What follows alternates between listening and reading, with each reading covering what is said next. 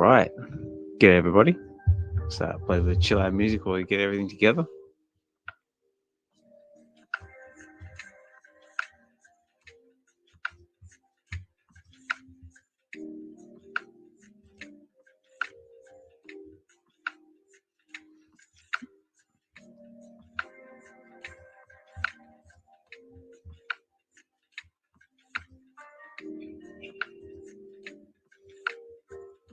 Hopefully we get someone turn up in the space, because obviously the time zones have all changed and daylight savings has kicked in and screwed things up a little bit, but that's okay. So we'll keep the space open for a little while. If nobody turns up in 10 minutes, then we'll try again next week.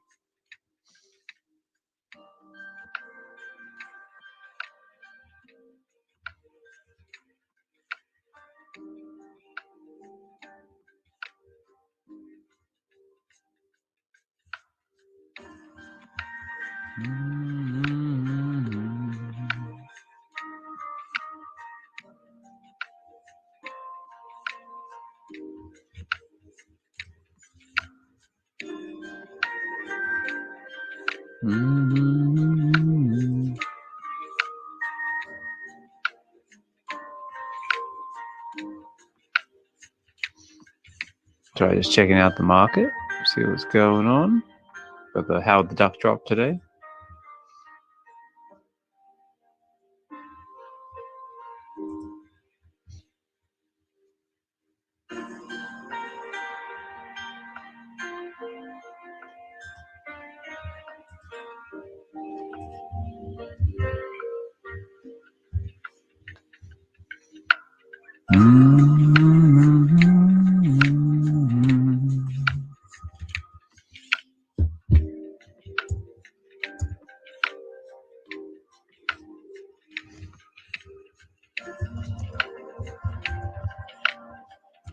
Just I sent a little message so we can't round some people up.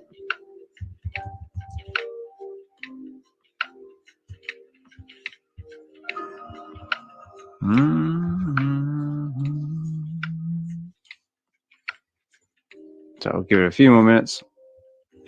Hopefully someone turns up. If nobody turns up, that's okay. We'll just try again next week. But we're up to episode 49, which is amazing, because 49, you know what happens in 3 episodes? We get to 52. 52, and that means 52 weeks of streaming, and that means that it's going to be a whole year of doing these spaces.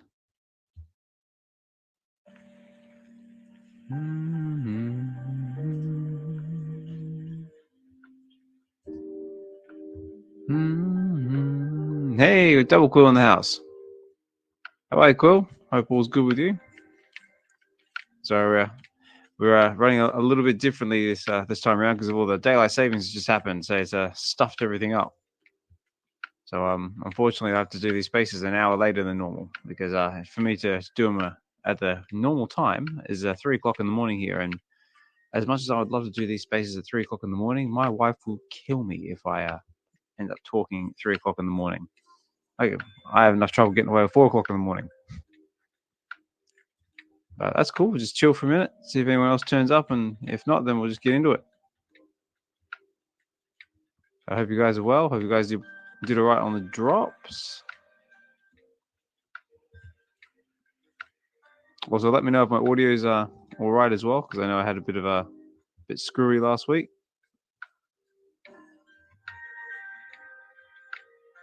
There you go. Camo, say thanks for dropping in, mate. Also, do us a favor and retweet the space as well, because I know the daylight savings are throwing things out a little bit. So hopefully we can get a few more people in here. I know it's quite late in places for some people. So if it is, I do appreciate you taking the time to drop in. Thank you very much.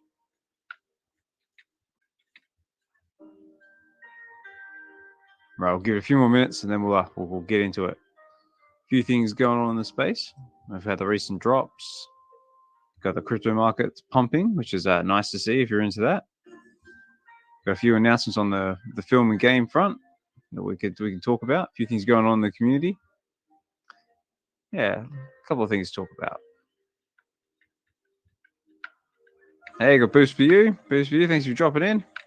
Like I said, it was a little bit slow to start with because of the time change. I think I stuffed everyone up a little bit. but not to worry.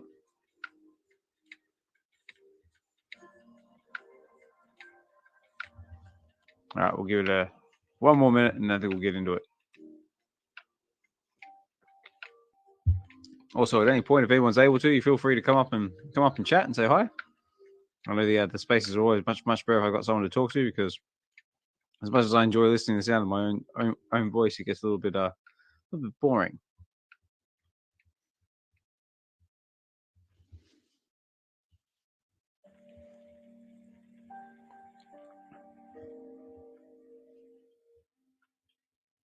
All right, well, that's 5 minutes. All right, you know what? Let's just get into it. Let's see who turns up. Let's roll the dice. So let's start off with a bit of trusty intro music.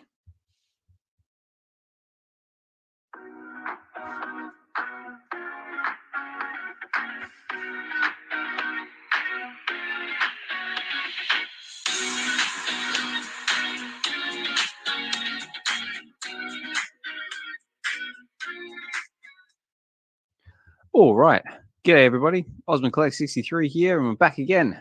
And we're up to episode 49. Wow, episode 49. You know what that means? In a couple of episodes, it's going to be episode 52. And you know what that means? Episode 52 means that we've been doing these spaces for nearly a whole year. Can you believe that? A whole year. So I'm going to give myself one of these, because I think that's a pretty big achievement.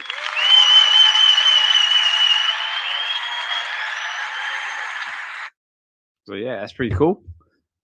Let me just hit the button here. We've got our Nos coming up to the stage. Yeah, get him on up in there. Also, as well, if my audio goes screwy at any point during the show, let me know, so I can fix it, because I've had a few audio issues in the past. But Nos, how are you, mate? Phenomenal, Osman. Morning. I know it's going to be a little rough with this new time change, because I'm in West Coast and it's 9 p.m. already here. So I know. Yeah, Midwest has 11 already, and it's already midnight at East. So I know. Whoever could pop in, you know. I know. I was just like, whose idea was it to come up with daylight savings time? Say, how dare you come and screw with my show?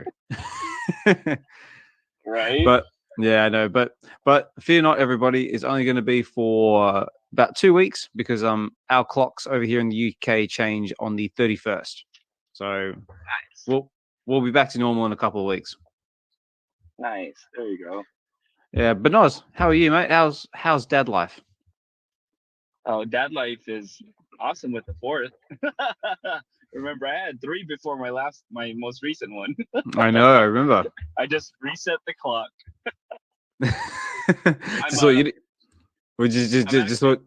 Just thought to yourself, you know what? This ride is awesome. Let me just get back on it again and ride it again. Right. Exactly. Yeah. No. Normally, I wouldn't be able to come up on spaces anymore this late, because I'm at home with the kids. But I'm on a formula run right now, so I'm grabbing some formula. Yep. You can never have too much formula, nappies, and wipes. That's what I always say to the new dudes. It's new parents. Yeah, we don't typically buy formula, but my wife is breastfeeding and not producing enough, so we have it just in case.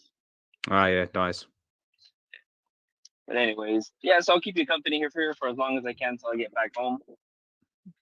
Yeah, no, that's cool. Like I said before, like, you know, anyone out there, do us a favor, say, like, comment, retweet the space, get the word out there, see if we actually can get anyone out there. Like, I know it is a bit late, but that's cool. Like I said, it's only going to be temporary, everybody. It's DGen hours, so you might get some degeneracy. Oh, you know what? We might get some trolls. I might be able to unload my Photomatic 5000. Right? Do some troll hunting. Who would like that? Let's go troll hunting. No, very cool. I'll go whatever you have on the agenda for as long as I can, brother. Yeah, no, that's cool. And I think I appreciate you taking the moment out of your day. But let's start with the good stuff. Let's start with the VeVe drop. So I love this. This is like my new favorite sound effect. So this is a little segment I like to call "Let's Go Shopping."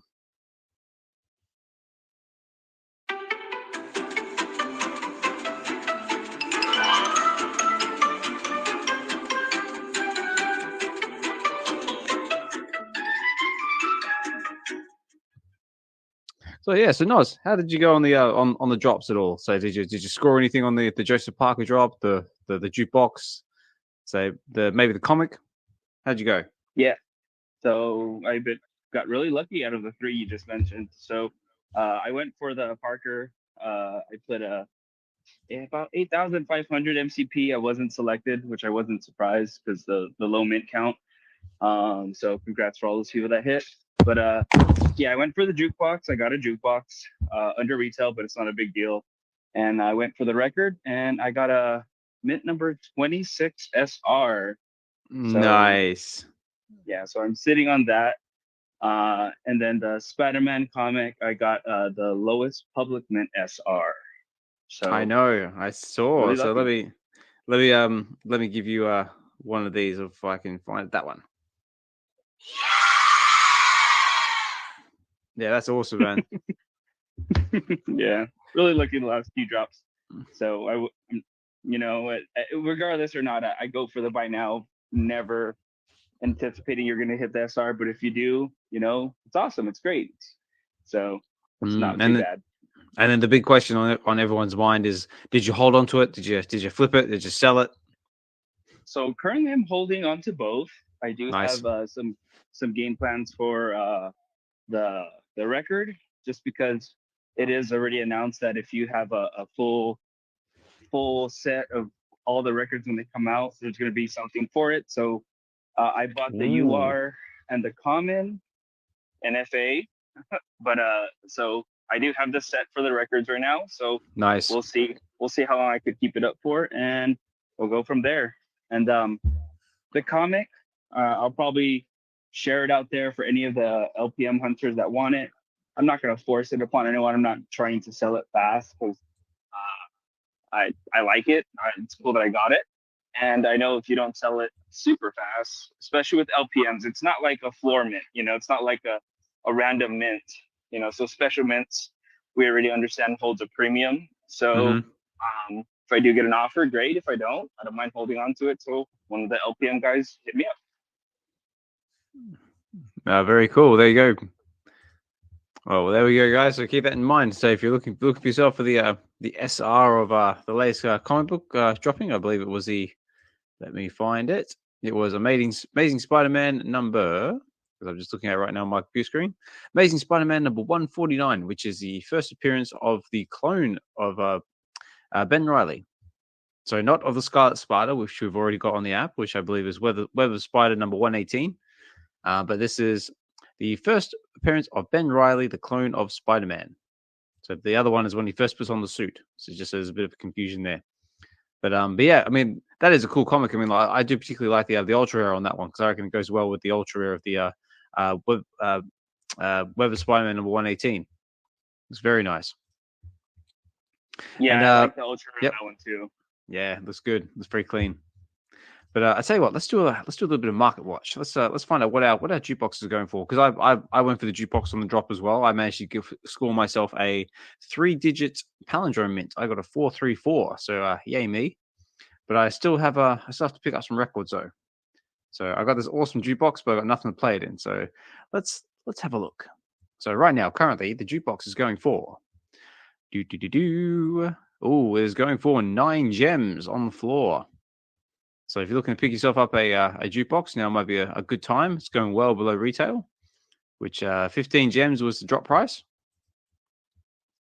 And then if you're looking to pick yourself up a record, so the common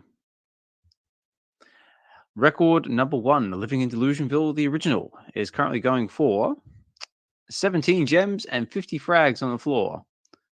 So if you manage to get one of them on the drop, you're doing very well, because that was a listing price of $6.99. So if you're looking to pick yourself up just a common record, that's what they're going for. But then if you want to take that step further, that step up, we've got the Ultra Rare. The Ultra Rare is going for 31 gems on the floor. So not too shabby if you're holding on to an Ultra Rare and you're looking to get rid of it. And then last but not least, we have our Secret Rare. And the Secret Rare is going for, this is the Platinum one. So the other one, the Ultra Rare, was gold. The Secret Rare is going for 250 gems on the floor. Oh, there's a nice palindrome mint there. I'm going for 268 and 88 frags. 151 if any palindrome hunters are out there, because that looks pretty cool. Nah, very cool. Well, as for the comic, I didn't go for the comic because like I said, because of the time zone changes, all the drop times have changed as well. So normally my drop time here in the UK is 4 in the afternoon, but that's changed to 3 o'clock in the afternoon now, which is a problem for me because that's peak work time for me. So I got to do some sneaky hide to the toilet and try and go for drops. But as for the yeah, go on. Your coworker is going to ask you, why are you going to the restroom like at 2:55 every day? Well, it'll be funny because I can do this. Say, well, unfortunately, I can't. I'm not going to the restroom to WeWe. I'm going to the restroom to VeVe. But oh, okay, we've got a VeVe zombie coming off the stage. Say, you there, mate? Oh, nope, he's gone. Maybe he'll try again in a little bit. But yeah, this time zone change has screwed everything up. So screw you, time zone. But yeah, like I said, it's only temporary and it's only going to be for 2 weeks. So we'll get back to business as normal on the 31st. But yeah, looks like the drops have all done very well. I believe the Joseph Parker drop sold out. I think I know all the records definitely sold out. I don't think the jukebox is sold out though. Let's just have a quick look. Where are you? Nope, it's not going to tell me. But yeah, so if you want for some of the drops, then yeah, they've all done very, very well. So I believe next on our agenda or next on the list of stuff to shiny things that the VeVe's waving in our face is we have the Howard the Duck drop, which is happening today. Noz, are you going to be going for the Howard the Duck drop, which is the first full appearance of Gwen Pool? No, I think I might hit this one up in the aftermarket. Same, especially with a list price of 10 gems. Yeah, exactly. I mean, to be honest, I probably wait on it at least until South by Southwest, just because I'm personally speculating that in South by Southwest they're going to be doing some drops, kind of like they did with San Diego Comic-Con. There was some alpha drops. I think earlier this morning with John, he was going through the search looking for Peach Momoko, and they have one Peach Momoko, obviously the Daredevil cover, ultra rare, and then she has a 1 of 1. Yep, that's right. But when he was doing that, he came across another Peach Momoko, and he was like, "What is this?" And he clicked on it, and it was 1,000 mint of an ultra rare Peach. I think Spider-Man 49 or 40, I can't remember. Okay. So we were speculating that it's probably, or I'm speculating, I'll speak for myself, that it's going to be a drop, either something specific for codes at South by Southwest, or a hidden drop like they did last year at San Diego Comic-Con. Yeah, with the Venoms and that. Yeah, the Venom and the Avenger. Well, I tell you what, I hope they don't do that, because when they did the Venom and the Avengers one, that was like 1 o'clock in the morning for me, and I missed out completely on those drops. So, VeVe, if you are going to do it, if you are going to do it, try and be considerate and do it while I'm awake, so I have half a chance of going for it. Well, I mean, to be fair, I mean, I was talking to some of the VeVe workers at the booth, and the first one, which was the lethal protector, I believe. Yep, that's right. Got way more people in the crowd, and they were all excited. You know, they got the drop for $7, and they saw it. They're all like, "Lethal protector, cool." Yeah, well, Venom. Yep, exactly. And then they looked at the aftermarket. They're like, "Holy crap! It's like $100, like 200, 150," and then it was really cool. Well, when they did the second drop with the Avengers, a lot of the people in the crowd didn't get it. And the main reason why is because the VeVe fam knew, they picked up, they shared, you know, oh, it's hidden drop. And then, you know, so everyone clued on. exactly, you know, and it's a con exclusive for a reason. But I mean, yeah, I get it. But I mean, we're all going to be trying doing the same thing for the South by Southwest, so we'll see what they do with those comics, because there was about 5 Spider-Man comics that had that 1,000 mint of it. So we'll see. We'll see. Yeah, we'll see. Because it seems like there's some interesting stuff coming out of South by Southwest Festival so far. Because I did see one. Is that they're teasing something to do with the Marvel comics? Where was it? I did write it down. Was something about new Marvel comic or something speculating with Marvel. So I think it was like Marvel's from the Ashes or something like that. Or no, it was X-Men from the Ashes. Yeah, I think they were referencing to the new X-Men 97 that's coming out, the animated series, and there's going to be I think a conversation or interview with Dan, or maybe Dan and Dave. So we'll see. Yeah, that'll be exciting. See what comes out. I see there's a bit of the VeVe fam already there. I see VeVe Magic posting a few things. All the OMI homies are there as well. So yeah, hopefully everyone has a good time and they have nice weather. Yeah, I hope so too. Very cool. Yeah, that'd be nice. What else have we got coming up? Oh yeah, we got the Frank Kozak Labbit Enemies. So the first series. So how do we feel about these Nos? Are you going to be going for these at all? I might. That SR looks really cool. I really like the SR on that one. It looks really good. Yeah, let me just bring up the article here. So, for anyone who's interested, we have the Frank Kozak Labbit Enemies #1, which are dropping on the 17th of March, which I believe is on Sunday. And 1, 2, 3, 4. There's 1, 2, 3. No, there's 4 of them. So there's 4 in the series, and they're going for a 30 gem price point. And the first one we have is it? Oh, I'm going to butcher these names. Belcher, which is this yellow-looking alien thing with one eye, and it says he deploys bubbles of deadly cosmic gas. Oh dear, it doesn't sound like a very nice fella. But he's going for he's our rare, and he's 750 editions. So that's not bad. So that's very low, very scarce. And then we've got our another rare, 30 gem price point, 750 editions. And this is Usagi green. It's like a little dinosaur looking thing. Look very Godzilla-ish. It's like a Godzilla's little brother. And it says some conspiracy circles that he is a distant galactic cousin of the Labbits. Their special powers include power napping, a bad attitude, and excellent taste in hats. Well, there you go. Excellent taste in hats. Yet, funny enough, he's not wearing a hat. Maybe we'll get hats as an accessory you can put on them later. But he's our rare. He's going for 350 gems. And then we have our ultra rare, which is Celery Ika. Is basically says an evil alien race known that if they can't clear you out with bombs and lasers, they can do it with tons of crooked paperwork and legal red tape. If none of that works, there's always cash. Any of you Labbits for sale? Look at that. He's looking very sort of corporate. So he's wearing a black suit.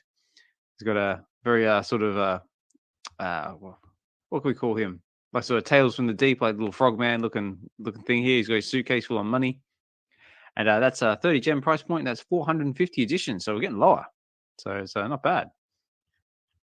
And of course, last but not least, we have our secret rare. Our secret rare, again, is the Usagi, but this is the cosmic multicolor. So again, it's Godzilla's little brother, but he's looking very metallic and very multicolored. And it says even worse attitude than his green counterpart. So it looked like he's still a grumpy little fella, but I wonder if he still has a great taste in hats. Again, not wearing a hat. But this one is 30 gem price point, and he has 200 editions. So that's pretty scarce as well. And of course, here has the normal. Yeah, go on. I was just gonna ask, if you're looking at the article, the LPM on that one should be 41, right? Or is that one 21? LP. It lowest is. Public mint. Sorry. I lost. Yeah. I was gonna say sorry. I literally just woke up like half an hour ago. Coffee hasn't kicked in. It says for the SR, the first available public mint is 21. Oh, yeah. So I've So- noticed that they've done that for the recent drops, which is pretty awesome. But in saying this, well, it also says they're withholding 40 editions for the secret rare. So that 200 actually turns into, what's that, 160? Yep. So there you go, ladies and gentlemen. So there's only going to be 160 of the secret rare. So what do you think, Nas? Do you reckon it's going to do well in the market? I think it's going to do fairly well. I think only the SR and the URs, maybe. The other ones will probably sit at retail or below retail. I mean, if you look at Parker as a benchmark, the common is sitting right around retail. We already know in a couple days, NFA, of course, it's going to be probably pulling back a tad bit. So I could see it probably settling between 15 and 18, but that's just the game of the commons as far as the app goes. Yeah. You know, so I see that being the other two rarities, and then the ultra rares, if not at retail, a little bit above retail.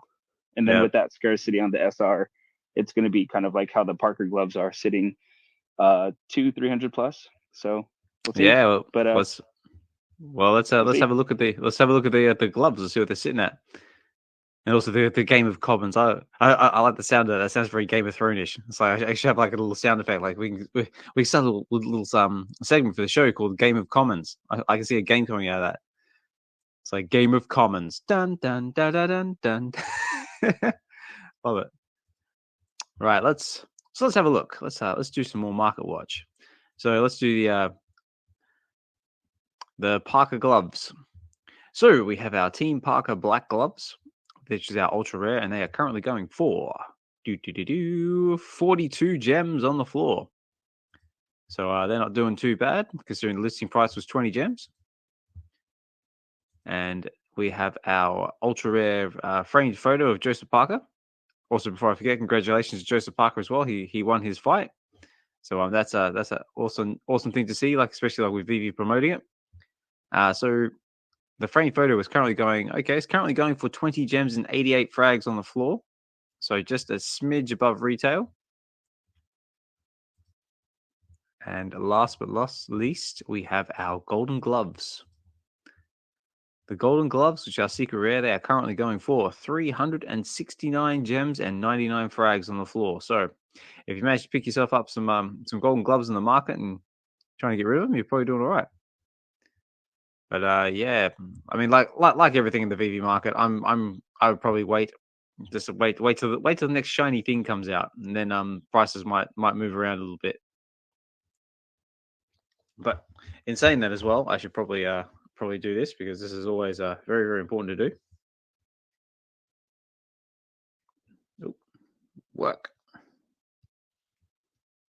There we go. We interrupt this program to bring you an important announcement. We interrupt this program. Now, just to let everybody know that nothing said on this channel is classed in any shape or form as financial advice. I do not give out financial advice to my own family, let alone to you guys. So please be responsible with your own money. Otherwise, you could end up being in a very, very negative situation. And also, everyone might look at you and go, ha ha, and point at you like Nelson from The Simpsons. So be safe with your money, guys. So do your own research, whatever that may be. And yeah, nothing said on this channel is financial advice. It's all purely for entertainment purposes only. And yeah, we're just guys talking about collecting, whether that be digital, physical, Marvel, DC, sports, or music. Now that we have that on the app. And I'm just enjoying this collecting journey, which is VeVe or Cryptoys, or if you're into that, because I had some big announcements coming out from Cryptoys and a few other little bits and bobs. But yeah, like I said before, this is WebV Wednesdays, episode 49. I know the times are a little bit screwy at the moment because we just had daylight savings. So I do appreciate you guys taking the time to come and chill with us, because I know it's a bit late in areas. It's a bit early in areas like for myself, but I appreciate you guys coming to chill. I see Fro's in the house. Hope you go well, Fro. I see Hinano probably in the background doing some editing. So I know we've got some big things coming up in the future. Got OMI-Juan, thanks for dropping in, mate. I see Mask, Wooloo, VeVe fam, Double Quill still with us. So thanks for tuning in, guys. And like I said before, if anybody wants to come up and and chat for a bit, or just say hi. You're more than welcome to do so. But let's see what else are my talking points that we can talk about. So we got a bit of a community shout out. I guess I'll call this a little community shout out, kind of a new segment I want to try and do. But I want to say big shout out to Kid Arcade. He recently just had his Steamboat Willie Drop Part 3. It sold out, but he actually had a what I like to call a second chance draw. So he had a few extra ones going in the on OpenSea. But I think they're sold out now. So if you manage to score yourself one of them, fantastic to you. And I believe he did the airdrop for the last minute a little while ago. So if you got that, good on you. If you didn't, well, at the very least, you got to pick yourself up a Kid Arcade because there's tons of utility with it, and you get some awesome airdrops. And also, Arcade is just an awesome voice in the space and electric personality with his show on Sundays. What's that? We also got My Collectables also did his interview with Eagle about what's been going on over on the VeVe Discord and how far it's come. So definitely go over there and check that out if you haven't done so already. Also, he just had his Dropheads Skull Season 3, which I believe is all sold out. So if you got yourself one of them, congratulations to you because there's a ton of utility with that. Or if you haven't got yourself a Drophead at all, so definitely go over there and check them out because there's other utility involved with them as well. Well, yeah, I did notice that it is apparently Walrus King's birthday. So happy birthday to you, Walrus King. And he picked himself up a pair of the Joseph Parker ultra rare black gloves as a little birthday present to himself. So congratulations to you, sir. And another big one as well. We have our VeVe Live coming up soon, which is scheduled for the 24th of March at this point. So stay tuned for more on that point, on that front. Because that's another bigger extravaganza, spectacle, where it's more or less just basically doing what we do now, but it's in YouTube format. So we all get together, say, share our collections, talk VeVe. Me and Dee did some fun stuff on the last one. We did some taste testing of some wasabi peas and a few other fun stuff. So I do have a few exotic things lined up for the next one. So stay tuned for that. If you want to see Osmo Collects and Dee do some taste testing and do some funny reactions because that was always entertaining. But if you missed it, it's over on the VeVe Collective YouTube channel. And I think that's about all I had. Also, the Real Uncommon podcast had their live stream with Cryptoys the other day about what's going on with them. To be honest, I have not seen it yet because I have had loads going on in real life at the moment. Unfortunately, my kids have been sick the last couple of days, so I've been doing the dad thing. But apparently, some big things going over on Cryptoys. Nos, did you happen to catch the Cryptoys news at all? No, not at all. No, apparently they've got something called well, maybe if Hinano's free, you might be able to come up and back me up on this. But apparently they've got something going on called vaulting, which I'm assuming is something about locking up your collectibles and getting points. Maybe I'm not sure. Like I said, I haven't seen it or had a chance to look into anything at the moment. But if anyone knows more, so let me know. And of course, like I said before, we've got the South by Southwest Festival happening this weekend, I believe. So we'll go see some big announcements coming out of that. And yeah, just another fun day in VeVe.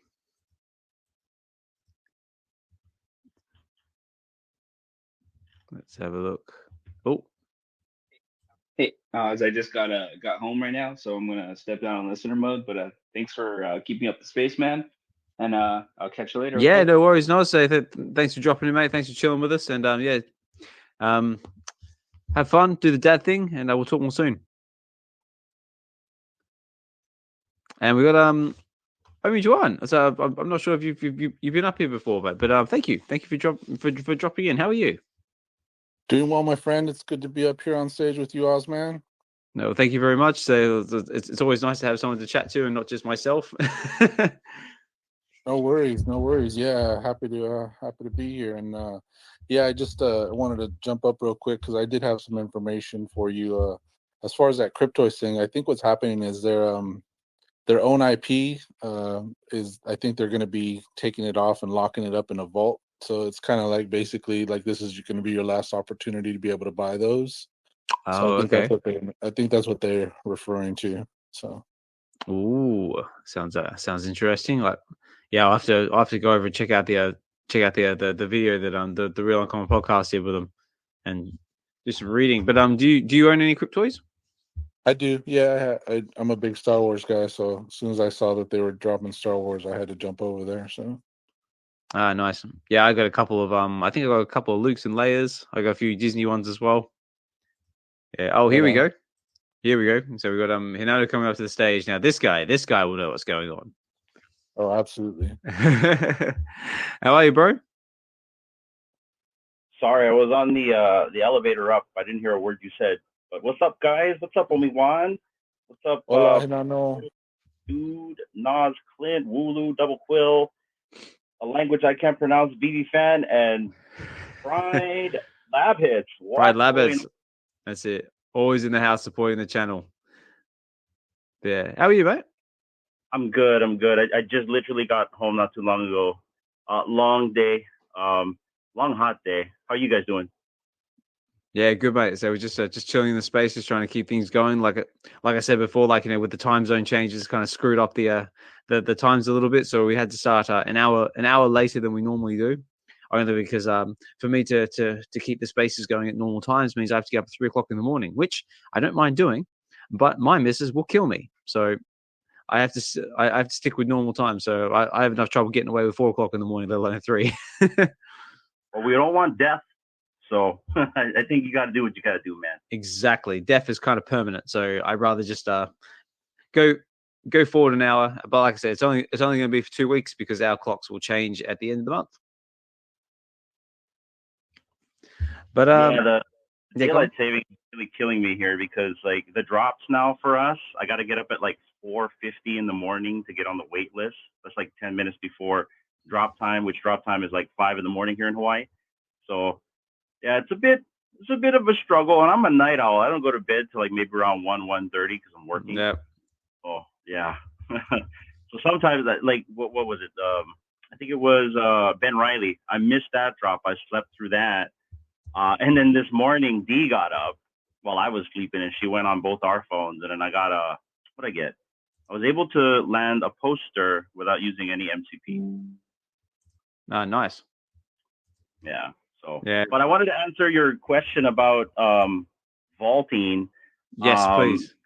Kind of touch on with what OMI-Juan just said. So basically, vaulting is a type of burning mechanism that they're introducing into their platform, and it's going to be for every single wave. So it's going to be their Cryptoys or the UFOs, the Motu, the Star Wars.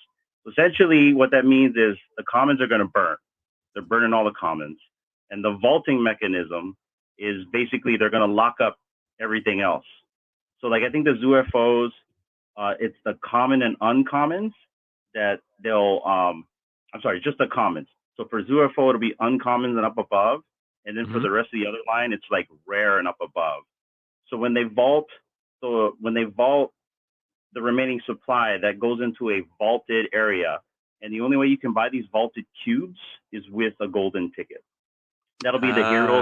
Okay. That'll be the very first series. So you'll only be able to now buy the very first series, which is the highest statometer, like I guess the creme de la creme, through the vaulted marketplace, or however they want to like say that. And you need the golden ticket for that. But needless to say, if you bought Cryptoys in the past and you're always bummed about a common, your common may become scarce after the burning mechanism, which they call toymination. So if that makes any sense, they have a Medium article out for all this, but essentially it's a burning mechanism. It's also a part of their story for what they're doing with their product. And so essentially, if you have a bunch of commons, like I got a bunch of Farm Boy Lukes, they may become scarce after the burning. Ooh, there we go, ladies and gentlemen. So you must be happy about that, having that big stack of Farm Boy Lukes is finally starting to might potentially pay off. I do owe Mr. Champ a Farm Boy Luke. He won one on our channel, but yeah, essentially all your commons are going to become scarce, or could be. And what's cool about that is if you buy a vaulted cube, your chances of getting like an Ultra Grail or anything higher on a rarity it's just like doubles in chance. So Ooh, okay. That's what they got going on. You guys were also talking about VeVe. Did you guys go Yes. for the? Do we go for the drop? Yeah, did you go for the drop today? I kind of showed up late. Yeah. Though I went for the Team Parker drop. I didn't get selected for the wait list. So and also my drop times have changed as well because now instead of it being 4 o'clock in the afternoon, which is normally what it is now 3 o'clock in the afternoon, which is a problem for me because that's like peak work time now. So now I have to sneak off and hide. But I went for it. I didn't get selected, and I haven't had a chance to pick one up in the market. I'm probably going to wait till the market cools off. What about you, bro? How'd you go? Well, like I said, I V got up for us, and she went and for both drops, and we got a poster. I like the poster because it has him on the poster versus the gloves is just kind of like the gloves. So I'm happy. I'm gonna keep it. I got a low digit. I think I got I think it's 163 mint. So Nice. yeah. What about you, OMI-Juan? What'd you get? Yeah. How'd you go?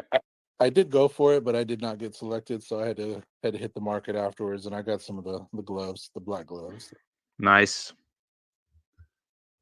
So nice. Are you looking to pick up the set?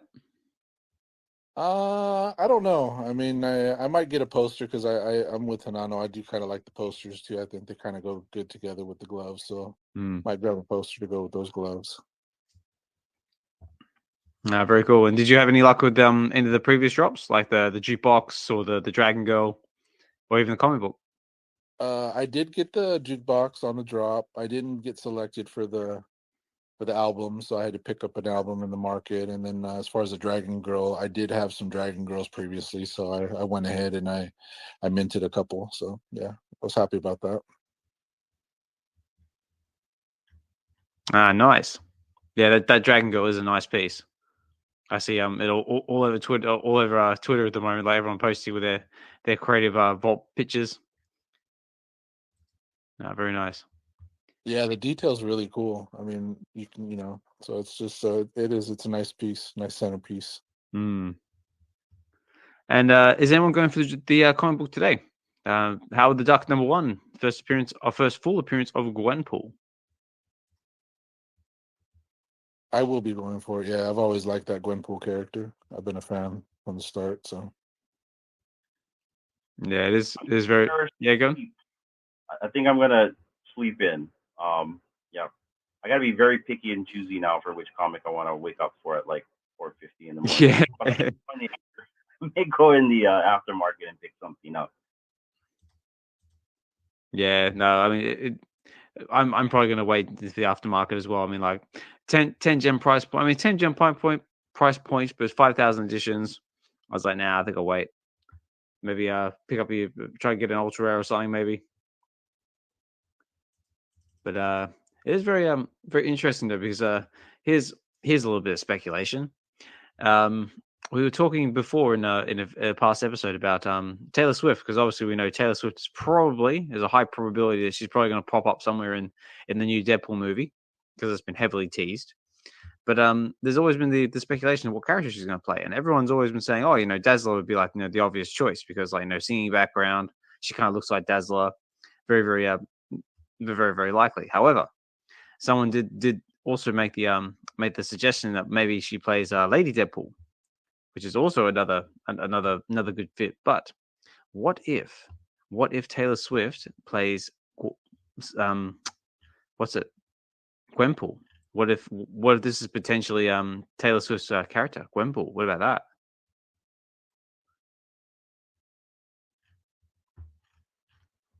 Well, I think there's going to be a lot of disappointed fans who bought the Dazzler comic on VeVe. That's what I was about to say. I don't know. I think just having her show up in the movie period is just beneficial and good for the brand and also for us in general. Speaking of Taylor Swift, I just picked up from Kenobi Female Force #1. He had like one left. It's a comic. I got a 9.8 from him. Oh, nice. Yeah, which is Taylor Swift's comic. So I had to have it. I had to secure it. Yeah. And we'll see what happens. Maybe she shows up as Jubilee, a version of Jubilee. You never know, right? Maybe.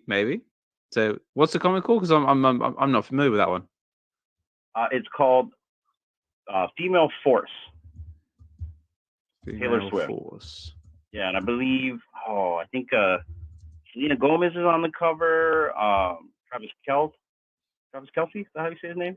He's on the cover. And someone else is on the cover. Blake Lively? Okay. Female Force. Fourth person. Okay. Yeah, no, I mean, I didn't even know that Taylor Swift did have a comic. Yeah, there's different variants of that comic, actually. There's even like a homage of New Mutants 98. Oh, is it now? Ah, cool. But what about you, OMI-Juan? Have you been picking up anything else on the market? So you've been adding to your own collection, whether that be in real life or digital. So what are you into, mate? Like I said, this is the first time we've been chatting. So tell us a little bit about your collecting journey. Yeah, no worries. No, yeah, I'm always trying to pick up pieces here and there. Going for drops whenever I can, and yeah, I mean, I'm just I'm just kind of one of those long-term holders. So I usually just go in, I buy it, throw it in the vault, and forget about it. Yeah, just forget about it. So I've never really been much of a flipper, as they say. So it's just not it's not in me. So yeah, I mean, but that's kind of how I approach it. I got comics and collectibles about even. I know that some people kind of tend to either go comic heavy or collectible heavy, but for me it's right down the line, so 50-50. Nice. And is there anything in particular you look for, whether that be a character, special mints, anything you sort of look for when adding to your collection? Not really a mint hunter. I mean, although it's always nice when you get those key mints. But yeah, no, just really it's more about the characters, and the IP, for me anyways. So stuff that kind of reminds me of my childhood, or stuff that I know that my daughter likes, that she'll appreciate later on in life. So that's usually Nice. how I go about collecting my stuff. And then the comics too. I love the comics. I mean, I grew up going to comic book stores as a kid, so I'm usually big on all these comics that they drop down. Nice. And yeah, and you just like all the comics in general, like, or you steer more towards like Spider-Man or X-Men or Avengers? I mean, I'm across the board. Yeah, I mean, I was a fan of all those lines, at one point in my life or another. So I definitely grew up with the, X-Men was probably my favorite title as a kid. That and Wolverine was one of my favorite characters from the X-Men. So I'm waiting for that to drop. I can't wait for that Wolverine to drop. That's gonna be. Yeah, so that's kind of my comic history. No, nice. Yeah, I know. It's when that Wolverine eventually drops in the market, it's going to be savage. It's going to be so. It's going to be like the Hunger Games when it comes to MCP points. Yeah, I still haven't used any MCP on any of these drops. So I'm waiting for like Wolverine, Captain America 1, like the really big drops. Then I might just go hard on it. Yeah, same. That seems to be the sentiment along with a lot of people. It seems like Wolverine's the only thing that's really going to tempt anyone to use any MCP points. I mean, like myself, I haven't used any yet either. I mean, I used a little bit once to go for the Juggernaut drop, just because it was the first one. I thought, why not? But I ended up getting selected for the wait list, but I couldn't make my purchase because I got stuck at work. So I ended up losing my points in the end anyway. Yeah, it is. It is crazy, and it certainly does bring a whole different gamification to the app. You know what I mean? And so, yeah, I mean, I like that. People can use those points to secure those spots, and but yeah, I'm okay with being in the 60 percentile. So I usually don't use any of my points. Yeah. So that sort of brings me to another one of my talking points is the change in the MCP in the MCP system that VeVe implemented a couple of days ago. How's everyone feel about that? So I mean, I was a little bit bummed, but to be honest, it's not a big deal. Like, I mean, I look at it like because I mean, I was a master collector, and now I'm a diamond 1, so it did drop me down one level, but Yeah, I mean, honestly, I know that that's one of those things where it's that's always going to be changing, right? So depending on how many people are in the app and how many people are buying and so I always knew that that was kind of a moving target. So for me, I'm just like, okay, I just gotta nose to the grindstone, start just picking up more stuff and yeah, I'm not really. I mean, to be honest, I'm not in it for the levels, right? Like I said, I'm just in it for the IP. Yeah, same. Like, no, I'm here for the IP, here for just the experience, and just like I said, it's the community that keeps me here in the space. I mean, and also like I do enjoy the ultra rare comics. I reckon they're just amazing, beautiful, and try and get as many as my bank balance will allow me. But unfortunately, having kids, that's not very often anymore. Oh yeah, I hear you. I hear you on that. Yeah. I'm. You know what? I really like the rares. I'm a rare guy. I love the rare. I don't know, something about the color splashes on the rares that I really enjoy. So Yeah, no, I mean, especially like when it comes to the rares, I mean, I quite like the sketch variant ones. yeah, exactly. Yeah, the sketch variant ones I really enjoy. Yeah, I don't know. I mean, for me, although the classic covers are always nice, and certainly some of those secret rare and ultra rare covers are amazing. But yeah, I've always found myself really kind of attracted to those rare covers. So do you have a favorite, or like a centerpiece of your collection at all? Well, I think still to this day, one of my favorite comics that I got, and it was one of the first ones that I got, to be honest, was from the Miles drop. The ultimate. Ultimate Fallout. Yeah, the Ultimate Fallout, and it was the one where it's like the all red cover with just the black Miles. Yeah. The rare one with him on the front with the red background. Yeah, and so That is for nice. me, that one always just popped, and so I've always loved, and maybe that's why I've always loved rares ever since that comic. So yeah, that's to this day, that's still one of my favorite pieces.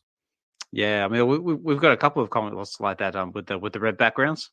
But yeah, that one there. Also the ultra rare of Astonishing X-Men #1 with a Wolverine on the front is another good one that sort of complements that. Yep, exactly. Yeah. Oh, and even the first appearance of Spider Gwen too. She has that. I think it's like the pink in the background or something like that. Yeah, that's right. Yeah.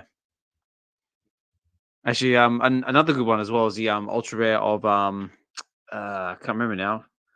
It's the one with Calypso and Storm on the front with F.A Calypso. Oh yeah. You're right. Yeah, that one's a good one too. Yeah, that's another red background. That's quite nice. Yeah, so that I do love that one, and to be honest, I love a lot of the female covers. I mean, I just think that the female covers, just the art is just amazing.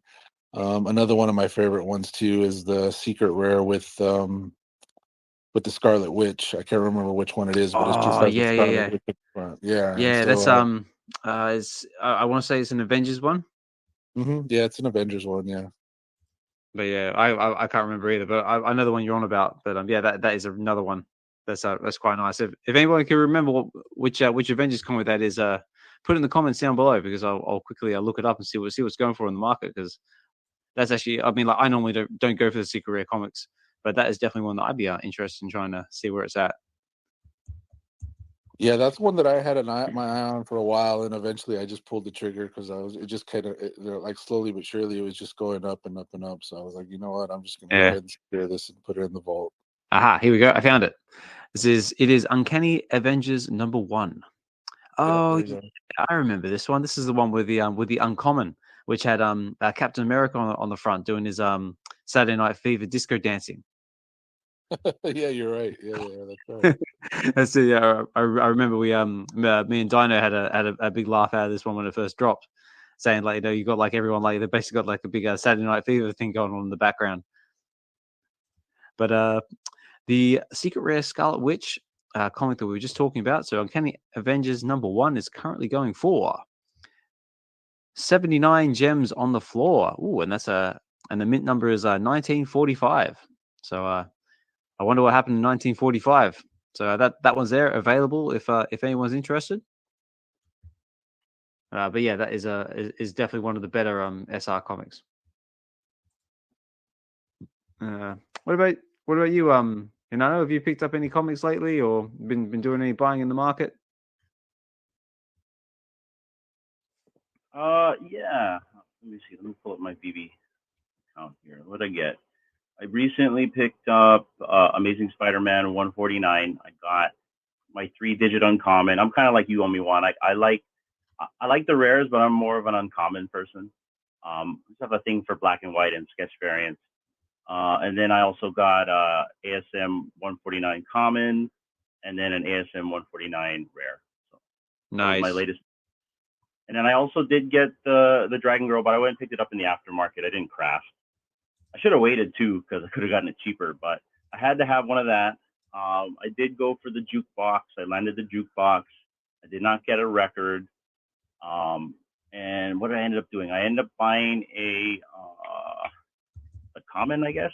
No, whatever, is it rare or common? Whatever the common one is, I got that one, and then I ended up selling that and then getting an ultra rare. Nice. So I got that, and then I also bought a bunch of Mighties last week. So I've got like a ton of Mighty. Okay. I used Mighty to not like them, but they've been growing on me. So I picked up the entire Avengers, the ones that I was missing. I picked up Steve Rogers, Thor, Spider-Man, along with also the new ones that just came out, right? Yeah. Did you get did you pick up VeVe Vibes? Oh, I did not pick that one up. No. I mean, is it even considered VeVe Vibes? Isn't now the jukebox a category called VeVe Vibes now in the app? Isn't that what they marketed as, VeVe Vibes? I actually haven't looked, but I can see if I can find something on it. Let's have a look. Yeah, I'm pretty sure they market it as VeVe Vibes.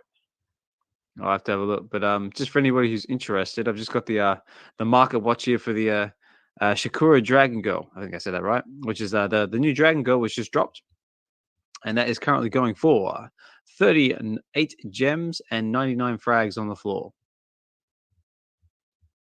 So if you are interested, that one is there. But let's have a look if I can find categories.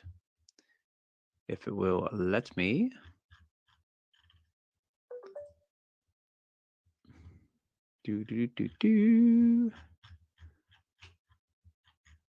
So it comes under VeVe Vibes, you reckon? Let's see if I can find it. Oh no, I remember seeing on Twitter they had a promo where they had a thumbnail and it was called VeVe Vibes on it. I think it was on the bottom right. Does anyone else remember that down below? Pretty sure I've seen that. I'm gonna go look on it now. yeah, I'm gonna have to look it up. And what about the coming Kozik drop? Say, are you interested in that one at all? Are you going to be going for it? Who, me? Yeah. Probably not. I'm more of a comic head, so I mean, like, good luck for anyone who's going to go for that drop. But yeah, probably not.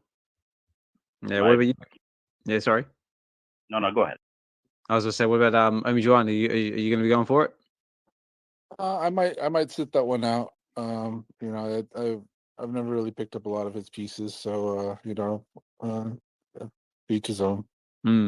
Yeah, we just I was just discussing saying the secret rare is going to be quite scarce. It's going to be 160 editions after you take away the 40 they're going to hold back. But again, it is crazy how they're kind of playing with those numbers, right? You know what I mean, as far as the rarities and stuff like that. So the other thing too, I forgot, just to kind of bring it back to your question before, is I'm a sucker for artists. So all the Scotty Young variants, I love picking up all the Scotty Young variants, the Nicoletta Balderi covers. So yeah, anytime I see any of those, I have to pick those up. Yeah, nice. I like your style, sir. But yeah, the Scotty Young covers are amazing. I'm the same. I like the Balderi covers. Also quite a big fan of the Ramita Jones covers as well, like you were saying before with the strong the female covers. She does a lot of them on the app as well. There's a couple of good David Lopez ones there as well, which are quite nice as well. Who else we got? I'm trying to remember all my artists off the top of my head now. Yeah, I think those are probably the biggest ones for me. I do like these two by I can never say his name properly. I want to say is it Ivan Tao? Ivan Tao? Yeah. Ivan Tao. That's no, it is Tao. Ivan Tao, which is the Amazing Spider-Man 86, which is the origin story of Black Widow. I like the DYOR on that one, and also the other one he has, which is the first appearance of Jubilee. I'm hoping with Peach doing these new X-Men comics that we might get some more Peach comics on the app. Right now we only still have just the one. We do. Yeah. Well, Nos was just saying that that someone was apparently done a Google on the app at one point and apparently picked up saw something that Peach Momoko related. So could we potentially have another Peach Momoko cover dropping on the app? Because right now we've only got the two. We've got the one of One Piece, and we've got the Daredevil number. I want to say 141, but that could be wrong. Let me just do a quick Google so I make sure I get this right. Daredevil number 25. Sorry. Yep. So that's the only Momoko cover we've got on the app at this time. But I tell you what, if they drop a Peach Momoko cover, that is definitely going to be something to burn some MCP points for. Well, yeah, I'm right there with you. Yeah, I'm right there with you. Because anything Peach Momoko related tends to do very, very well. And did anyone actually get one of the new comic books that she dropped lately? I think it was is it Ultimate X-Men? I think is the latest one she just did. Yeah, I had to go to the comic book shop that day and pick those up because I knew that. I've really enjoyed all the new Ultimate relaunches. You know, the Ultimate Spider-Man, Ultimate Black Panther, and so I knew that I knew that if I didn't pick it up right now, that I was gonna kick myself later because. I do love those first prints. Second prints are nice, but that first print is, got to get them. So. Yeah, definitely. So, what about you, Hinano? Did you end up picking up one? So I sleep on Ultimate Spider-Man. I was bummed about that. So I still don't own a copy of that one, and I slept also on Black Panther. But for X-Men, I did sleep on that one. But luckily, my LCS owner held me some back, and he didn't upcharge me. He didn't upcharge me because everywhere else I saw like stock A or cover A selling for like $10 to $16. He sold to me for retail, so I got me 4 copies. Nice. It's like best comic book shop owner ever. Yeah. I owe him one. That's what he told me. I said, you might be his number one customer. That's why he's going to look after you. I used to be. I've slowed down. A lot of my money has been allocated. Yeah, same. I mean, my local comic book shop actually had a fire. So it's actually been shut the last month or two. But I think they've recently just reopened. So I haven't had a chance to get down there yet. But yeah, definitely gotta go check it out. Some good titles coming. Actually, funny enough, just on the subject of comics, my brother-in-law just came back from New York, and he bought me back a comic book. He bought me back an Aliens #1 from Midtown Comics. So I thought that was kind of cool. So I'll have to put a photo of that up on X or on Instagram to share. But what else on my talking points? Let's have a look here. Also, as well, I just want to say a big thank you to everybody taking the time out of your busy day to come chill with us in the space. I know it's a bit of a late one where you might be, or a bit of an early one. And I'm sure I see a lot of familiar faces here. I see, obviously, we've got Hinano and OMI-Juan here talking with us. I still see Fro listening in the background. I see Mr. B Grand, Boost for you still with us. D's probably listening in the background, munching on something. So I hope it's something awesome. I see Clarissa. Clarissa's listening in the background. Say thank you for taking the time out of your day to come and listen. I love all the photos you put on X with all the collectibles and all the cosplay that you do. Awesome stuff. Keep it up. I see who else I see? I see Nino Blue. Noz is still with us. Oh, Collector's gone digital. So Josh is listening there in the background. I know it's a late one for you, mate. Also as well, if you haven't checked out the last episode of VeVe Weekends. Me and Josh had a big discussion with we had the likes of Casual and Dive Jedi on there. We had a big talk about what's been going on in the space, speculation, all fun stuff, and that's over on the VeVe Collective's YouTube channel. So check that out. So it actually got a little bit heated in spots, to be honest, but it was still a good conversation. I also see Richard. I see Chevalier Blanc. I think hopefully I say that right. Sorry. I say if I butcher people's names, I do apologize. I see Richard, VeVe Fam, Stars, Double Quill still with us. Fried Labbit's always supporting the channel. Glad to see you, mate. Guri's with us. Guri's in Japan at the moment, posting some really cool photos of Japanese food, making me very, very hungry for sushi. I see Man with a Plan, Skeeto, MJ. That bloke's name in Japanese or Chinese or something I can't pronounce. If I got that wrong, I do apologize, but I do appreciate you taking the time out of your day. I see Candlestick, I see First Steps, and anyone else I might have missed. I do appreciate you taking the time to listen in on the space. So I hope you enjoy the conversation. And again, feel free to jump up at any point if you want to come up and say hi or have something you want to chime in with. So what else is on my talking points? So we've got a little bit of film and TV news, which I thought was kind of cool, worth mentioning. So we've got the new Venom movie. Apparently, it's got the new title, and they've got a release date, which is it's going to be Venom: The Last Dance. Not overly original, but and it's apparently going to be released October 25th, so end of this year. So how do we feel about that, guys? Are we looking forward to another Venom movie? I mean, that's an interesting title name for sure, The Last Dance. So we'll see. I mean, I've enjoyed the Venom films. You know, I really liked the first one. And Tom Hardy's one of my favorite actors too. So yeah, hoping they can make the third one, you know, kind of blend it in with some of the other stuff they got going on. Yeah, there was so I definitely felt the first one.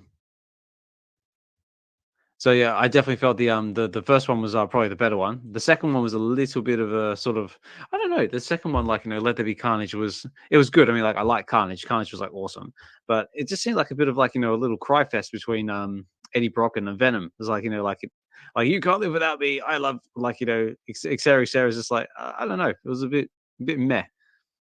But yeah. What about you, Hinano? What do you reckon? Are you ready for a third Venom movie?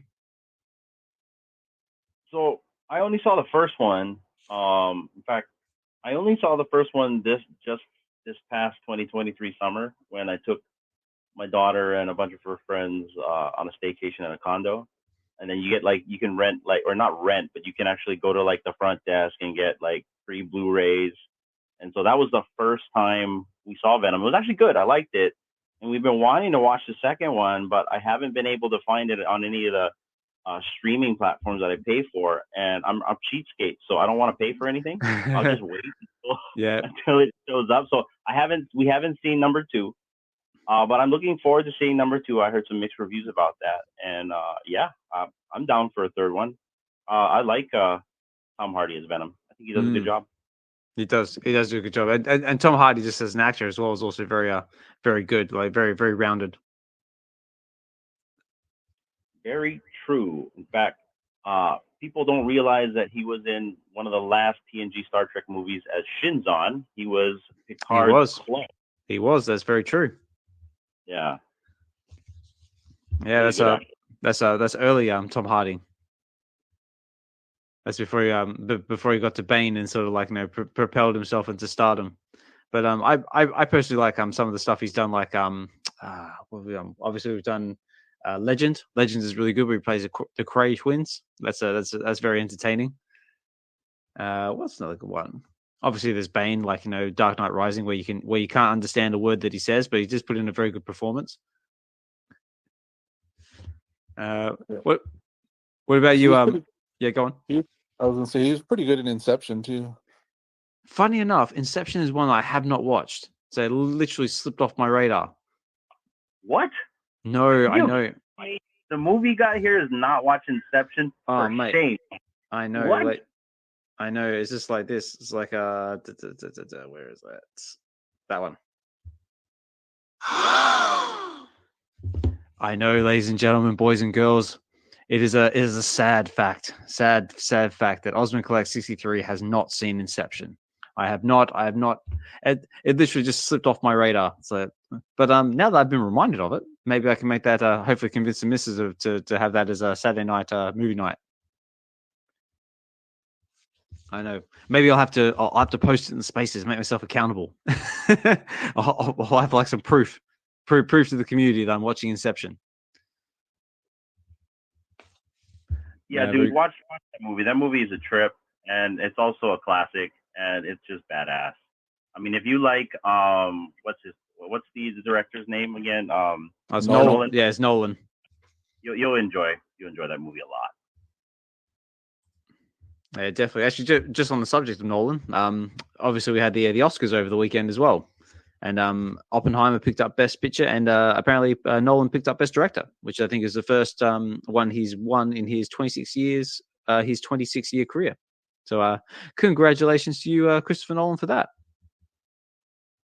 So, did anyone actually watch the Oscars at all? No, but to go back to Tom Hardy, one of my favorite movies with him was Black Hawk Down. You guys remember him? He played yes. Right? Yeah, he was so good in that. Along with everybody else, like Josh Hartnett, Eric Bana, all those guys. Like, I think even Ian McGregor was in there too as a commander. I mean, so much people was in there. Tommy Wiseman. Who's that guy? Legolas, Orlando Bloom. Yeah, Orlando Bloom. He didn't actually last very long, did he? No, but that movie came out when I used to play paintball. For anyone that didn't know, I used to actually play paintball. I used to be an MPPL certified ref, and I did it for a long time. Nice. But that movie used to hype us up. Every single time we watched that movie, it's like we wanted to grab our gear, get our CO2 tanks, and just get to the field and just start lighting each other up. So that was like one of the best movies for me back in like the 2000s when it first came out. And I just remember Tom Hardy playing Twombly. That's right. Yeah, 2001 is when that first came out. But yeah, getting along a bit now. But yeah, definitely a classic. Definitely one of the better war movies to come out. What about you, OMI-Juan? Do you have a favorite Tom Hardy movie or anything like that? I mean, he's done a couple good ones. I like the one. I'm trying to remember what it is. The one that he did with Shia LaBeouf. This Lawless. Lawless, yeah, that one's pretty good. Although I know he gets a lot of flack for his portrayal of Bane, I did enjoy his Bane. Like I said, Inception, I really enjoyed him in that as well. So, actually, another really good one he puts in a rather entertaining performance. Has anyone seen Bronson? Oh yeah, that's an amazing performance, actually. Yeah. Oh yeah, there's just one scene in there where he just basically just goes nuts at a guard. I mean, like I won't say it over the space because it gets rather vocal and rather colourful in the way of language. But it is definitely worth watching. Very very strong performance from him before he basically got catapulted to stardom. Hinano, have you seen it? I have not seen Bronson. What's it about? It's basically like Bronson. Let me just bring up the. So this is remember it. Sorry, I said it was that good. It wasn't memorable. Oh no, it was memorable. I just want to make sure I don't say it wrong. So it's basically like about. It says here, as a young man who was sentenced to 7 years in prison for robbing a post office, ends up spending 3 decades in solitary confinement, and during this time, his own personality is supplemented by his alter ego, Bronson. So basically, long story short, he basically just wants to fight everybody. but Tom Hardy does put in a very good performance. But if anyone else has seen it, so definitely let us know in the comments. But check it out. So it's called Bronson. You have to check that out. Another fun one we've got coming up as well is we've got Fallout, which is coming in April. So I'm definitely looking forward to that one. And if anyone's a gamer out there, definitely should be excited too, because Fallout is amazing, and the trailer is looking really good as well. So, are you familiar with the Fallout franchise at all? OMI-Juan, Hinano? No, I never played any of the games, but the trailer does look really good. So I'm always down to watch one of those kind of action kind of movies. Yeah, I remember the game, and I remember my nieces coming over and playing it here on my PlayStation, but I never really got into it. I just remember seeing it on the TV, and I did watch the first trailer. I think there's 2 that came out for that series on Amazon. Looks really good. There's Fallout coming out, and there's another one coming out too, Borderland. That looks really good too. Yep. And then I don't know if you guys have been watching Halo, but I've been really enjoying it. And for me, I feel like season 2's gotten better for me than the last season. I don't know. Have you been watching Halo? I have been watching Halo. Have you been watching Halo, OMI-Juan? Yeah, and I've actually enjoyed season 2 a lot more than season 1. Yeah, definitely. I mean, like season 1 seemed to be a lot more like sort of story based, kind of political. It got a little boring in spots, but yeah, season 2, like that just that episode, like where it's all happening on Reach. Oh my god, like that was just like amazing. I just didn't know where to look.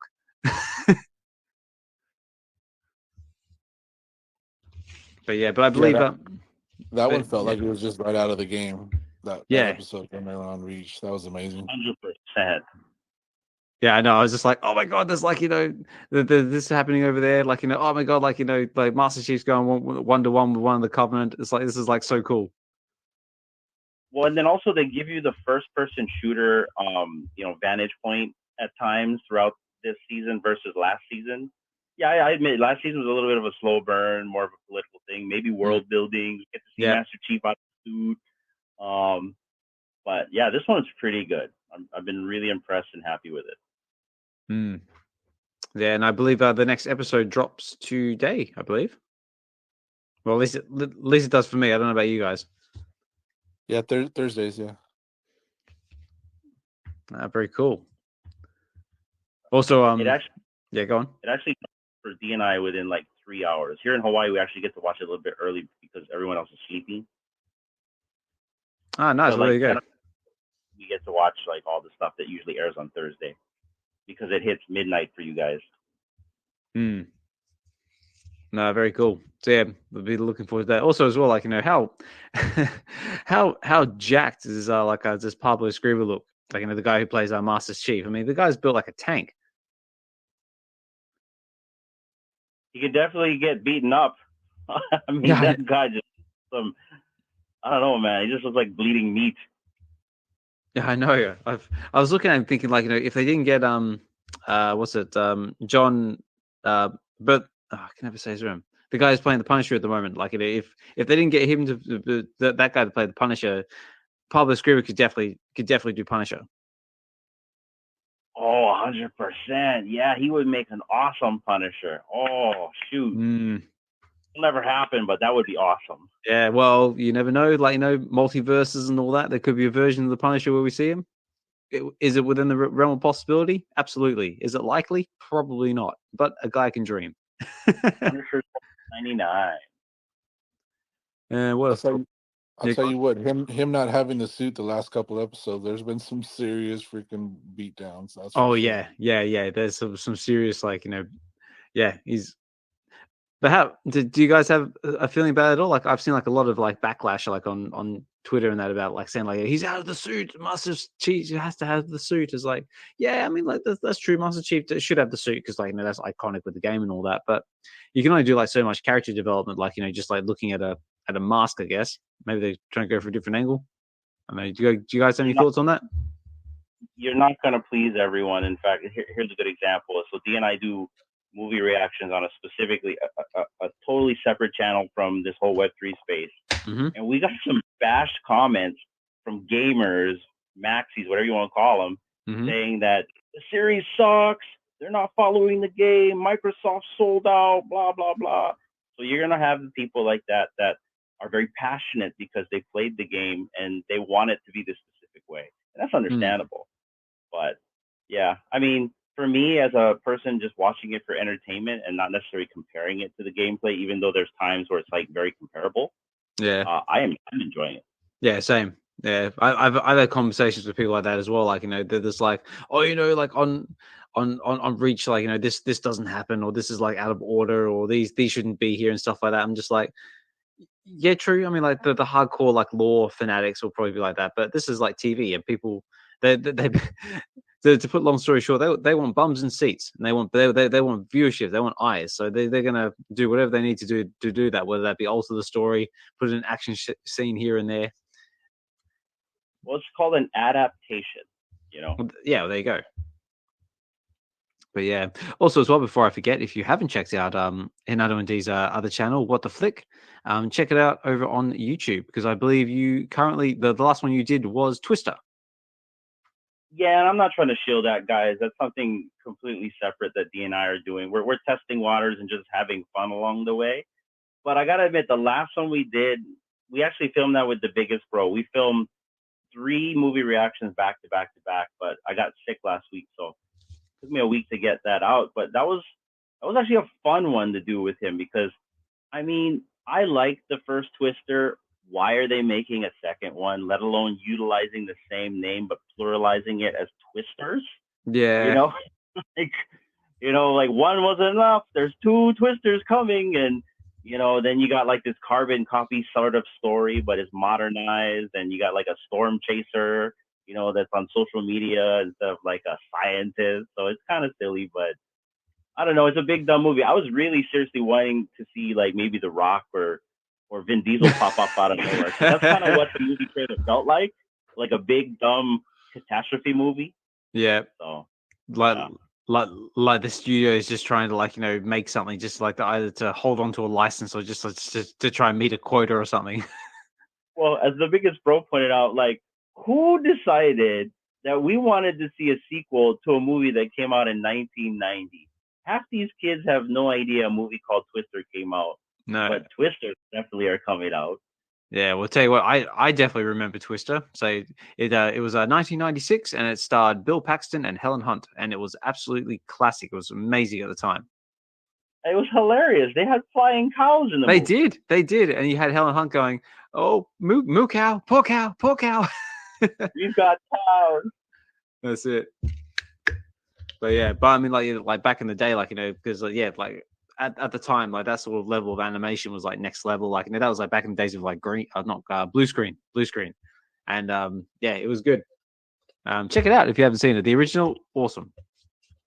Yeah, it was a Jerry Bruckheimer movie, and I don't know if you guys know who Jerry Bruckheimer is. I think he did Armageddon. Did he do the first Pirates of the Caribbean? I think he did. Let me just see if I can find a little bit of info. I don't know if you guys remember Armageddon with like Bruce Willis, and they were trying to like get the asteroid. Yep. With ski. Aerosmith. that's always my first thought is Aerosmith. So whether you OMI-Juan, have you seen the original Twister, or have you? Oh yeah, I still remember going to see it at the movie theater and like being literally blown away. Just because at the time just the CGI was just it was really cool back in the day. Yeah, I wonder if there's going to be any connection to the original with this new one they're bringing out. Well, they're going to. Yeah, I was going to say I would imagine there would be some nods to it for sure.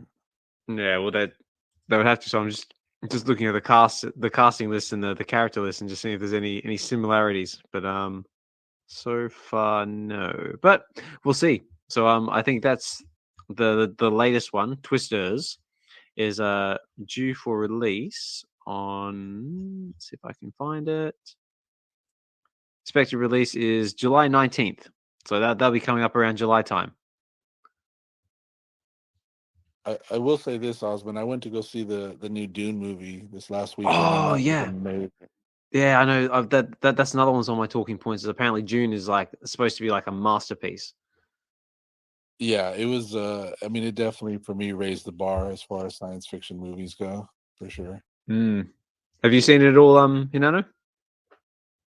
No, but that's good to hear because I'm a big fan of the old Dune, and although I did like the new adaptation for the first movie, I just felt like the ending was kind of lackluster.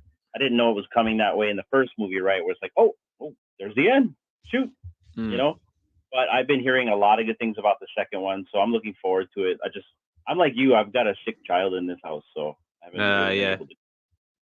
Yeah, same. Like, you know, my son's been sick the last couple of days. Now I think the daughter might be coming down with it now, so it's kind of like a tag system at the moment. But just going back to Dune, I mean, like, yeah, that's my understanding that, like, you know, because in the first Dune movie that came out in 2021, yeah, the ending was quite abrupt. But apparently, and OMI-Juan could probably back me up on this, is that when Dune Part 2 starts, it more or less starts like literally like the moment Dune Part 1 finishes, and they sort of like, you know, just carry on from each other. Is that correct? Pretty much, yeah. It picks up right where the first one left off. So, you know, and the only reason why I had watched the first one like a day or two before I went to go see it in the movie theater, just to kind of refresh it in my head. And yeah, it does. It picks up right after that. So, nice. Yeah, because right now, just going off of Internet Movie Database, it's getting basically a 9 out of 10, so which is more or less yeah, some are saying, like, you know, it's a masterpiece, cinematic, like, you know, gold, all the usual stuff they say to try and promote a film. But yeah, it looks really good, and I'm looking forward to Part 3. Yeah, I am too. Unfortunately, I'm going to be having to wait a few years for that. But yeah, it was really well done. I think you know, they expanded on the characters that they kind of introduced in the first one, and then they brought in some new characters for the second one. And you know, for it being like a 3-hour movie, it was paced really well. So it didn't feel like a 3-hour movie. So it was amazing. Nice. Yeah, because that's the last thing you want is, like, you know, get like halfway through it and like just like, you know, you're sitting in your chair thinking, God, when is this going to end? Yeah, no, I definitely didn't feel that way. It was a ride all the way through. Very cool. Let's see, So, what else? Yeah, go on. I'm actually looking forward to Ghostbusters: Frozen Empire. Yep, coming out this month. Yep, that was next on my list. Yeah, already pre-ordered the tickets for the 21st for the early screening. Nice. Are you gonna are you gonna do, like, you know, the cosplay thing? You're gonna dress up, like, you know, with the suits and get the now I have to be very, very careful when I say this. I want to say proton pack. Yeah, no, I'm not doing that. We live in Hawaii where it's humidity. It's going to be hot. So I'm going to wear some surf shorts, a t-shirt. I'm going to be comfortable. Let's go. Yeah, let's go. Love it. But yeah, Frozen Empire's coming out at the end of the month, and that looks like it's going to be really good as well. Where does that one fall as far as the Ghostbuster movies go? Yeah, go on. That's basically sorry, I jumped in on my bad. No, go for it. It's basically the fourth movie in the original Legacy franchise, because I don't count the girl movie as in the same universe. I did like that one. It's just not in the same universe, in my opinion. Mm-hmm. So that's like they kind of went and did their own thing with that one. But yeah, this is the fourth movie in that Legacy from the old Ghostbusters. So now it's my understanding the old Ghostbusters are all coming back. Even Venkman, even Bill Murray signed on for this again. Yeah, nice. The only one that I haven't seen, just going off of the trailers or any news I've seen, is I don't think Sigourney Weaver's coming back. Because I don't. Okay. I mean, we saw her for like a minute in the last movie. Well, yeah, that's right. I was actually thinking that, like, in the last one, I was just like, what was the point? She's like literally like, she basically did, like, you know, like a Gal Gadot, like, you know, showed up as Wonder Woman, like, smiled and then ran away. But, yeah, pretty much. Yeah. And who knows, maybe she might pop up. You never know. I'm hoping Rick Moranis pops up. It would be nice to see him again. Yeah, Peck's coming back, so that's gonna be cool. Yeah, that's one thing I was actually going to say is because there was a little bit of speculation that there was a possibility that he might turn up, because like someone said, like, you know, they spotted something like in the trailer that looked like his silhouette or something in the background or something like that. But that would be cool to see, because, like, you know, I'm pretty sure the story behind him was he actually retired from acting to look after his family, because I think he had a family issue or something happen. And they got to at least explain what happened to Oscar, you know, Bill Murray's son. You know what I mean? What happened to that guy? Yeah, I don't know. Anyway, off topic. Yeah, no. So we'll have to see. Stay tuned, ladies and gentlemen. But I think that's about all we've got coming in the way of film wise. That's worth watching. Unless I missed something. So if anyone's got any other things they want to add, feel free to chuck it in the comments or even come up and say hi and chime in on the conversation. You're more than welcome to do so. But just give everyone a bit of fair warning. I've got about half an hour left in me before I got to start wrapping up the space because my kids are going to start getting up because it is currently 5:30 in the morning here in the UK. But yeah, it's been good conversation. I was actually curious to know if anyone was actually going to turn up, being with the time changes and all that. So thanks for coming up and speaking, guys. Much appreciated. Yeah, I'm happy to make my debut. Yeah, man. Yeah, no, it's good. Like I said, and is this the first time you've spoken to space? No, but it's the first time I've been in your space. So. Nice. No, well, thank you very much.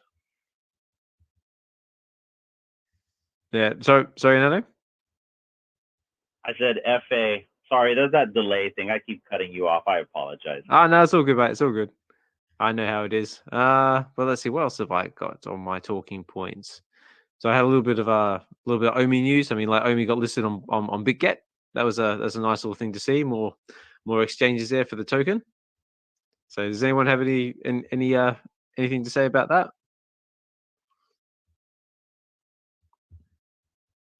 Yeah, more exchanges. Yeah, let's go.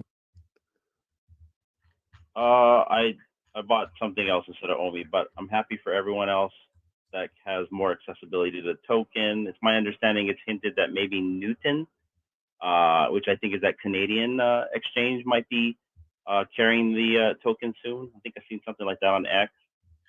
So yeah. Oh, okay. That's cool. OMI homie. That's it. Let me just do a little bit of yeah, it looks like the OMI token's not doing too bad. It's on a bit of a dip at the moment, but it's currently trading at just over a penny, I believe. So that's good to see. So if you've got yourself your OMI token or looking to do something with that, that's happening at the moment. But yeah, BitGet, Sendex. But yeah, more eyes on the token is always good. Helps the space go. And of course, you've got Bitcoins sitting at 73K. So that's good to see as well. That's on the uptick. So if anyone's holding Bitcoin or crypto, you might be looking all right at the moment. But yeah, let's see what else is on my talking points here.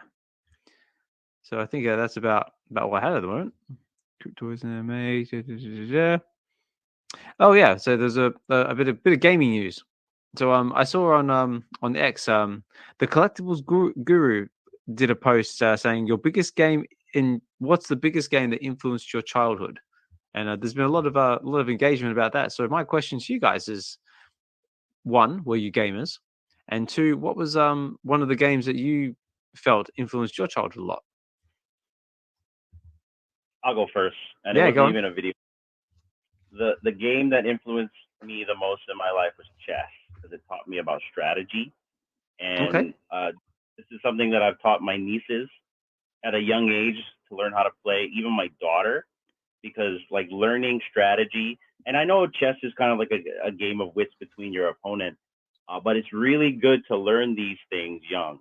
And so I learned how to play chess really young. I love chess, by the way. I mean, I can sit with my daughter and play like a hour half game, because we're all sometimes we'll take maybe 3-4 minutes to make a move, maybe 5 the most. But yeah, love chess. Unless that's not the answer you're looking for. No. Chess is good. I mean, like me personally, I suck at chess, but I know how to play it. But have you ever tried playing chess timed, like they do another professional leagues? No. Not at all. It's just a game that I like. Kid played it with my grandpa, played it with my nieces and nephews, and now I play it with my daughter. And she's good. She can kick dad's butt. So, and that's what I like. I am the type of dad that will not let them win. Sometimes I'll even gloat, because then it'll irritate them to best their father. And so that's what she's doing. Like, don't even get me started on video games, you guys, because we are so competitive. But yeah, chess was a very influential game for me as a kid. Nice. What about you, OMI-Juan? So you've got kids, I believe? Yeah, I got a little girl. She's actually her birthday's this Thursday. Yeah, tomorrow. So Oh, excellent. So yeah. congratulations. So how old are we looking at? She's gonna be 6 years old. So. Oh, 6. Wow. So my son just turned 5 about a week or two ago. Yeah, she's excited. So yeah, but as far as games go, I mean, I grew up on the old original Nintendo Entertainment System. So the old Super Mario Brothers, Mike Tyson's Punch Out. Yeah. I mean, those were my games growing up. Yeah, same. So I had what I have, I had like Double Dragon. So it was another one, yeah. Mario, Duck Hunt. Yep. There you go. Ninja Turtles. So I think we had a nice big discussion about Ninja Turtles on the last episode, saying how hard that game was. Oh yeah, that was like stupid hard, like crazy hard. Oh, it was ridiculous. I mean, like, and then there was that level of frustration, like, you get all the way to the end, like, to the Technodrome or taking on Shredder, and then you die. It's just like, oh my God, like, I just wasted my whole day. But instead, Yeah, you're giving me flashbacks here, Osman. Oh, mate, I know. Whether that's like PSD or No, guys. The hardest game on NES was Mega Man. Oh yeah. My God, your thumbs would hurt just after like the second level. You know what I mean? Mega Man was rough. Yeah, I think like all those sort of games were like rough. Like any like sort of side scroller game was hard. Like I think, what was there, like Mega Man? Another one for me was Ninja Gaiden. That was another really annoying game. I love Ninja. Yeah, that was like. Oh yeah. I was good at Ninja Gaiden. No, 1 and 2. Yeah, that one was easy for me. Nice. What was that one? Is it? Oh, Contra. Contra was another one. Yeah, Contra. You ever played Kabuki Quantum Fighter? That was hard. No, you guys never heard of Kabuki Quantum? I've heard of it, but I've heard of it, but I've never played it. Oh yeah, that game was tough. It's kind of like Contra. You know what I mean? You get hit like maybe once, twice. That's it. The game's done. You gotta start from the beginning. Yeah, exactly. But I tell you what, though, like it sort of breeds like a whole different level of skill. Like like if you can like conquer like those sort of games, then everything else today would probably be easy. But then you see people like on YouTube like doing like like speed runs of the games, like it's finishing in like 10 minutes or something like that. I'm just like how do you possibly finish that game in 10 minutes? I don't last 10 seconds. I can beat Super Mario 3 in 1 hour. I have to use the whistles. The whistles, yeah. 1 hour. Nice. I've timed it before. D was there. I timed it once. But 1 hour. No jokes. 45 minutes if I'm rushing. Nice. Oh, and I also have to include the old Pac-Man, Miss Pac-Man, and Donkey Kong. Oh yeah. Oh, now we are going back. Yeah, I think for me, like definitely that the original Nintendo was definitely a big influence. But the one for me that was like my favorite console of all time is the Super Nintendo. There's just so many classics on that game. Oh, I played Street Fighter for hours on that thing. Street Fighter and Mario Kart. Yep. Hours. I mean, where you lost track of time within the week. Nice. Yeah. I mean, like mine was obviously like the Super Mario All Stars, where you get like all the Mario games and the Lost Worlds. What else I have? I had SimCity was another big one as well. Spent a lot of time on that. What else was there? Of course, there's like Turtles in Time. Who can forget that one? Turtles in Time was like amazing. But I was quite a fan of some of the other like sort of RPG like simulator games. Like I had like Harvest Moon was a very very popular one. Secrets. I love Harvest Moon was great. Like you make your farm and like have your chickens, and you always have like those dogs always wrecking your fence. Oh yeah, that's a stupid dog. That and Secret of Mana was also a good one. Yeah. Secret of Mana was another big one. It's so replayable even till this day. Like there's the newer version of it, which is pretty much the old version, but in newer graphics. Okay. And gameplay is still the same, still fun. You know, it still can go anywhere depending on how you do the story. But Yeah. enjoy that game. Very cool. What about you, Juan? Like, did you get your hands on the old Super Nintendo at all?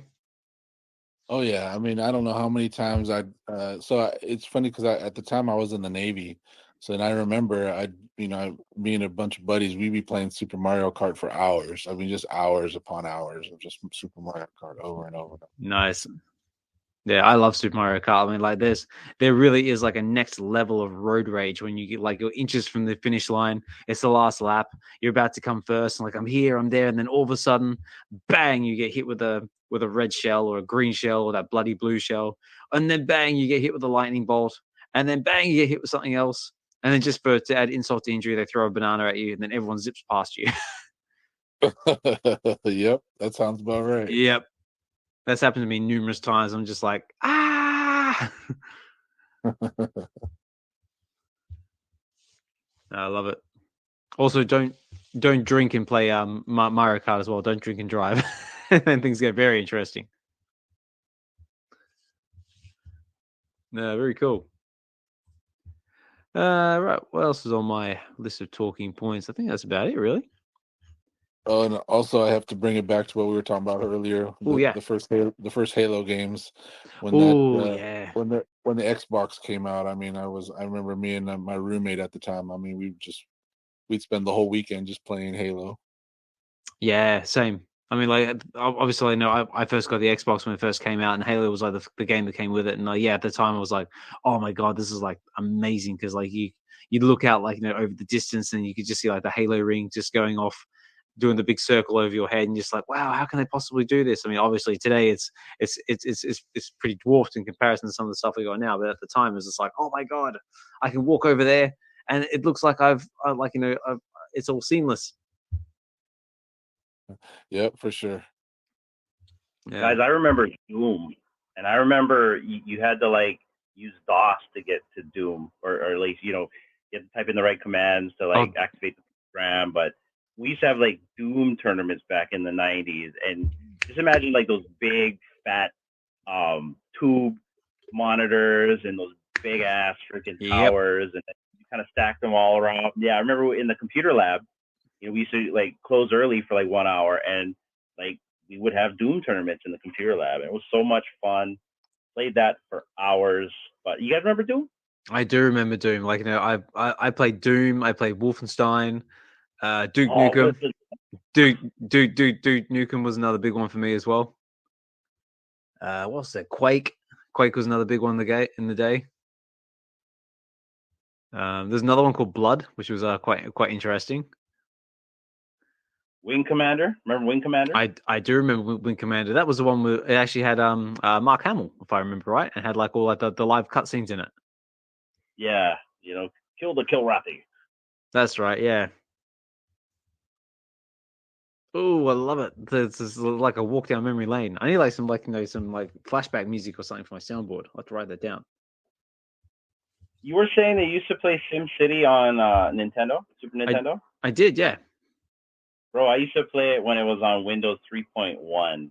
That's like before 98. Oh, wow. Or 95, before 95. But yeah, it was called SimCity 2000, and it was all grid-like, and you build your city. And that was like after SimCity Classic, right? Which was kind of like 2D static. Yeah. So, but man, that game I love. That was like the first world-building game. Think of that as your very first VeVe-verse, right? SimCity. Yeah, but pretty much. Yeah, I did actually have SimCity 2000 when I bought when my dad bought our first computer that came with it. So I my first exposure to the SimCity games was on the Super Nintendo, and then it was basically stepped up to Windows to SimCity 2000, and yeah, that's another game I just spent hours on. I obviously cheated because I wanted as much money as I could possibly get so I could build everything because I was that impatient, but.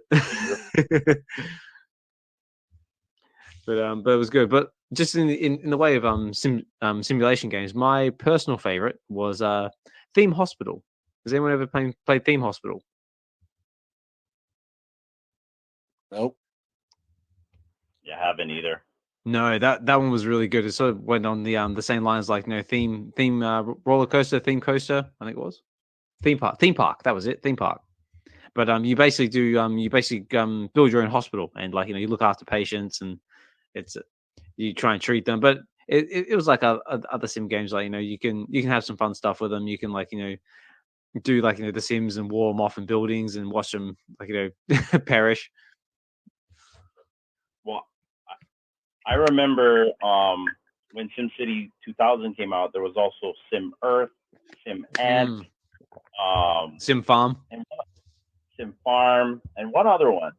But I remember Sim Earth. That was an interesting one. It was kind of like an offshoot of SimCity, but then you're building a planet and you have to build your ecosystems in your environment. It's very 2D and pixelation, but yeah, a lot of these sim games, probably a lot of people never heard of that came out when the first Macintosh computers came out. Yeah. It's like back in my day, say we had this one called Sim City. None of this spangled Oh my, Hinano's really old. None of this fangled VeVe verse or whatever them metaverses are these days. Cool. If anyone wants to write in the comments as well, so let me know what game was a big influence in your life. I'd be interested to know. So get some new titles in there. Maybe it's something we've already suggested. Maybe something we haven't suggested. I haven't even thought of. So feel free to chuck a comment down there. But just coming up on the last 10 minutes as well. If anyone wants to come up and say hi or say a few words, you're more than welcome to do so. But yeah, we'll start wrapping up things soon. You guys playing any games now? You guys into anything? Any online games? You guys got something you guys playing on a PS5 or Xbox or a Switch? I very rarely get a chance to play anything. Being busy with dad life and doing these spaces and WebV stuff but no, I'm not. But I'm hoping that'll change as my kids get older and more into it. So what about you, OMI-Juan? I mean, the last couple games that I played was when I picked up the first generation of the Meta Quest, and I was big on the Vader Immortal games, so I played all those Vader Immortal games on VR, and that was really cool. Oh, okay. I'm not familiar with them. What's it called? Vader Immortal. Yeah, and there was it was a couple of them, and that was kind of like the first time that you kind of feel like you're in the Star Wars world, and you're looking around with the goggles, and so that was pretty cool. Yeah, and you get. Were you happy with the experience and the gameplay out of the MetaQuest? I mean, I was pretty happy with it, and like I said, this was the first generation, so I know now they have the newer one, which is a lot nicer. But yeah, that's really the last time that I've played that, and I was doing some of the putt games, which was actually really cool in VR. Cool. So just Double Quill's commented as well. Dungeons and Dragons was a big one growing up for her. Yep, I can definitely picture that. I was a big fan of some of the Dungeons and Dragons, or Dungeons and Dragon-ish games back in the day. But as for the MetaQuest, I mean, I haven't had a chance to try any MetaQuests or VR headsets or anything. But yeah, it is interesting. I mean, I just wanted to try it out, you know what I mean, because I know that eventually that's where we're all headed. So I wanted to kind of get in and start to kind of familiarize myself with the platform and just that experience in general. Yeah, cool. Sorry, just I just realized as well, with a Double Quill, I can definitely with Dungeons and Dragons, write down what was your favorite character you like to play? Were you a warrior, mage, rogue? And also as well, just going back to our discussion about awesome games to play on Super Nintendo, I just realized that Double Quill's profile picture is from Chrono Trigger, which is another popular one that I played lots of back in the day. If anyone's familiar with that one, that's another very cool Final Fantasy type game. Lots of time travel. But yeah. So yeah, that's about all I've got in my talking points. Was there anything else you guys want to talk about or been happening in the world that might make a good talking point? That just reminded me. Do you guys remember the old? Was it Dragon's Lair? That game, Oh, Dragon's Lair, or something like that. yeah. I remember. I'm getting I remember like just because it was a trip because of the like the animation style video game was kind of it was kind of cool. At least back then it was. Yeah, it was. Oh, how I was just sorry. I'm just doing a quick Google. How old is that now? Oh, here we go. Oh, I It's mean, yeah, that was mid '80s maybe. 83 according to this. Yeah, sounds about right. But yeah, Dragon's Lair, like an old version, in my opinion, of Game of Thrones with Inspector Gadget. yeah, but Nice.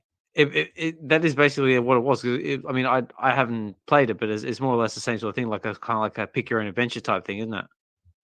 Yep, that's exactly what it was. Yeah. Whatever happened to Game of Thrones?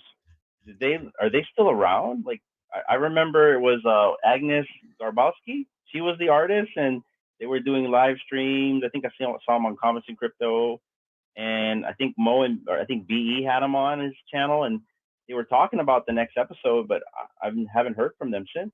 No, I mean, like the only thing I've seen, I mean, I haven't been keeping up with Game of Thrones that much. I mean, I the only one I remember, the last thing I watched is when the Superstars covered them on their channel. But no, I haven't seen anything on X or anything in the spaces. No one's mentioned anything.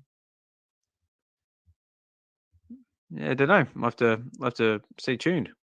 I see Flick Play's been doing some cool stuff though. I think they had Bratz dropped not long ago on their product, and I see a lot of Bratz stuff pop up on X. Yeah, I'm not into the Brats, and I'm not into Baby Shark.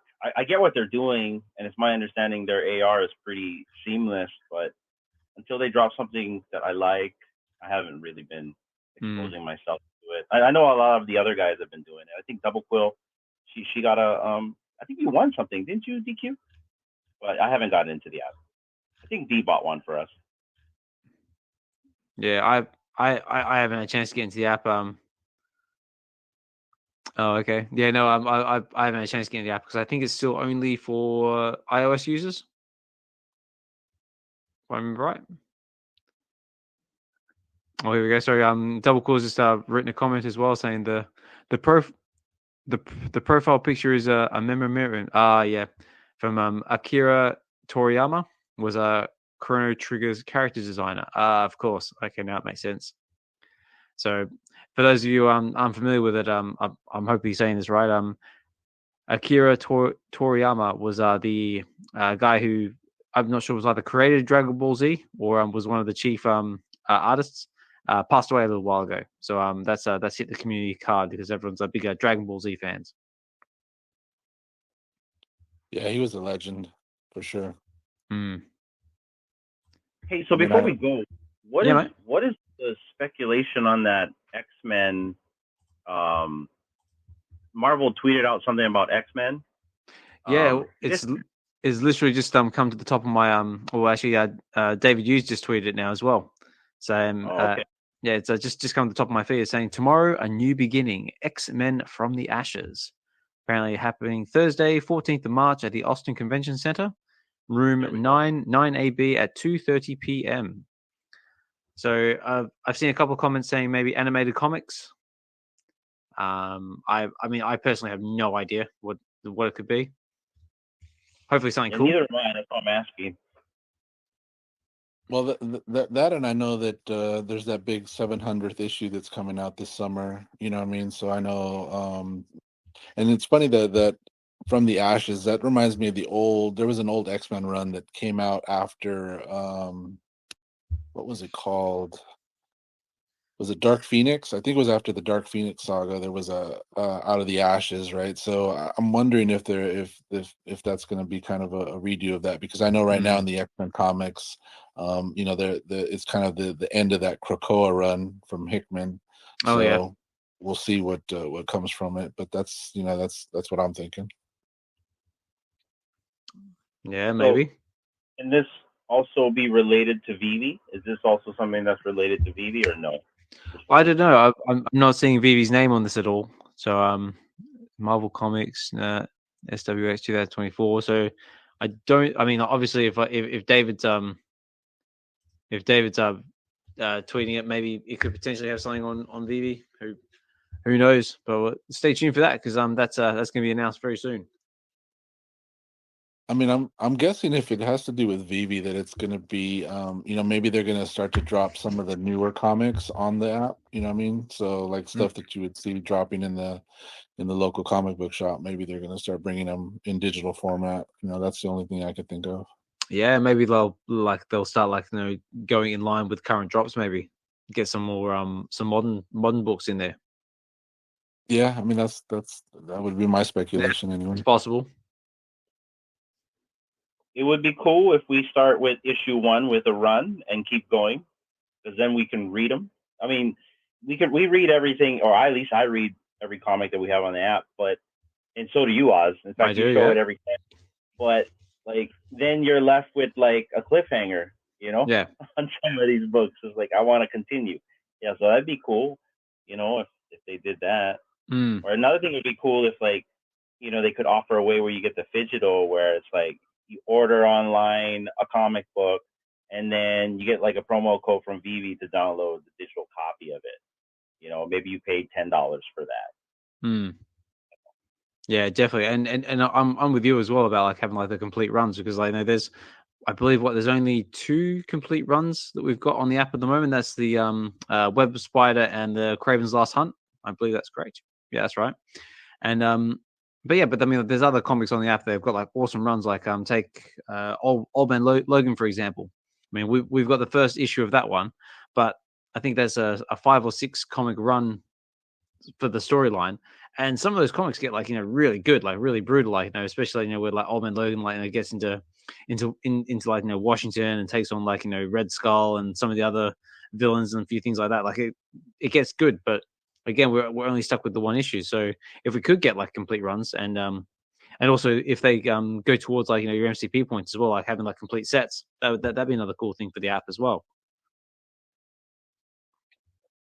Yeah, I would love it. I would love to see a run. So that way, like to your point, Hinano, that way you don't have that cliffhanger, right? So that there's going to be another one coming where you can kind of pick up where that left off. That would be really cool. Or they can have a drop every week to sort of keep more or less they do with TV shows. Just have one every week to sort of keep you engaged. I just want a dynamic where I can buy a comic book online, I can get the digital version, it's mine, and I get the physical. I don't ever have to break it out of the bag and board because I got the digital I can read. It'd be so cool if they don't have to give away rares, ultra rares, and secret rares. You get a promo code for a comment, Yeah. It's maybe they do a drop, right? They do a drop the same day the comic book releases. So if you're in VeVe, then you get to do the drop, and you can somehow get the secret rare, ultra rare, whatever, right? Yeah. At the same time, the comic book's offered online, you can buy it. And they increase the supply of the comments so they can also accommodate the people buying the physical, and then also you have that dynamic of the blind box also in VeVe, if that makes any sense. I would like something like that. Yeah, I'm with you, Hinano. I think that would bring in a lot of new users too, right? If you got that Phygital, right? Where if you went and you bought the physical and you got a code to be able to go into VeVe and get either the same one, different variants would be cool too. But yeah, I mean that way you would never have to, like you said, even have to crack the bag and board. You could just leave it sealed up and read the digital one. Yeah, that would be. They did a deal with Diamond or something like that, to where you can order online at whatever online store you like. You still get your comic book, but everything digital comes from VeVe because they're partnered with Marvel, and you get your comic book on the VeVe app, and you can read it, and you never need to crack your bag and board. Yeah, I like it. All right, guys. Well, I got to start wrapping up the space because it's coming up to 6 o'clock here, and my little one's going to start kicking up soon. But I just want to say a big thank you to Hinano and OMI-Juan and Nos for coming up and speaking the space for space this evening. And a big thank you to everybody for listening in. So I know the time differences are kind of screwed things up a little bit, but we should be all back to normal in a couple of weeks. And just before I start closing things out, guys, is there anything you want to leave us with? Thanks for the space, Osman. I had fun, and have a blessed day, my friend. We'll do. Thank you very much, and thank you for coming up and speaking in the space for the first time. Like, definitely, if you're able to, please come back. Yeah, OMI-Juan, nice chatting with you. I don't know if I chatted with you before in spaces. I'm kind of picky choosy on when I come up to speak, but since I'm part of the VeVe collective, I try to pop up here once in a while, especially if you're by yourself, Oz. And I apologize if I've been a horrible conversation. I'm dead tired, guys. I've been working in the hot sun for like 9 hours today, and I am just brutally dead. Yeah. But it was fun hanging out with you guys, talking fandom. Thank you, everyone that remains here. I see you, Nino, Candle, was that Candlestick, Double Quill, the person I can't read the name, but you're awesome as well. VeVe fans, stars, and First Steps. Let's go. Thanks, guys. Good evening. That's or it. Morning. That's it. Morning, evening, afternoon, wherever you might be in the world. I just appreciate you taking the time out of your day to just come and chill in the space with us. Hopefully you've enjoyed the conversation. And like I say all the time, if you ever want to come up and speak in the space, you're more than welcome to do so. It's a safe space. And also if you came in a bit late and just jumping in now, fear not. The replay for these episodes can be found on the VeVe Collective's YouTube channel, so you can go find that over on YouTube, because that's what these episodes are brought to you by the VeVe Collective, which is basically I want to say, I used to say it's a collectors group, but it's more like a collectors space now. It's kind of like a safe space where we can come together and just basically just geek out. We just chill, talk comics, gaming, VeVe, digital, physical collecting, all sorts of that fun geeky stuff. And it's just a safe, like a nice, safe, chilled space to get away from FUD, get away from what's happening out in the world, and just come chill and just connect and collect and connect with other like-minded individuals, as we say. But in saying that as well, if you do want to get involved with the VeVe Collective, we do have a group chat. We do have a Discord as well. If you're interested in getting involved with any of that, we do have quite a few members of the community in there now. Send us a DM and we'll get you involved. But on that note as well, I'll just do a quick shout out to some of our members, because they've got their own individual projects, which I like to do a quick rundown, just to give everybody eyes on their project and try and help and promote everybody in the space, which is what we're all about. But we have at the top of my list, we have the Real Uncommon podcast with Hinano and D, got K Collections, Evolved, Collectors Gone Digital. So a big shout out to Double Quill and Chris Severs with their blogs on Medium. Amazing, talented writers in the space. Also, as well, if you haven't checked out Double Quill's latest blog as well, you can find that in the space. VeVe Arcade, who does his show every Sunday, and also does his Light Parade drops to all his arcade holders. So definitely get involved with that project. Amazing member of the community, and just all right, awesome dude. Dr. Strange with All Things Strange with his Stack and Slack videos. Great source of information if you're looking for to get a bit more about what's happening in the comic book world. Big shout out to the three biggest bro as well, who helps co-host with Arcade on his Sunday shows, and aka the Rugger, very cool guy. Big shout out to Shawnee Poo as well with Shawnee Poo Tube, though he's been a bit quiet lately, so I'm not sure what's going on with him, but still he's part of the collective, so big shout out to him. Informant BE as well. Big shout out to you, mate. Always covering the drops live. Unfortunately, I'm not able to sort of participate because the timing doesn't fit well with me. But I always check out the replays and show you a bit of support there, mate. So keep doing what you're doing. Big shout out to Mr. Falcon as well, who does a lot of vault building in the space, and also has his own little Spotify channel called Watching Films on the Toilet, where he does film reviews. Big shout out to Olga MKC with her MetaKitties project, which she has on OpenSea. You might see that pop up in the spaces from time to time. Really, really lovely lady.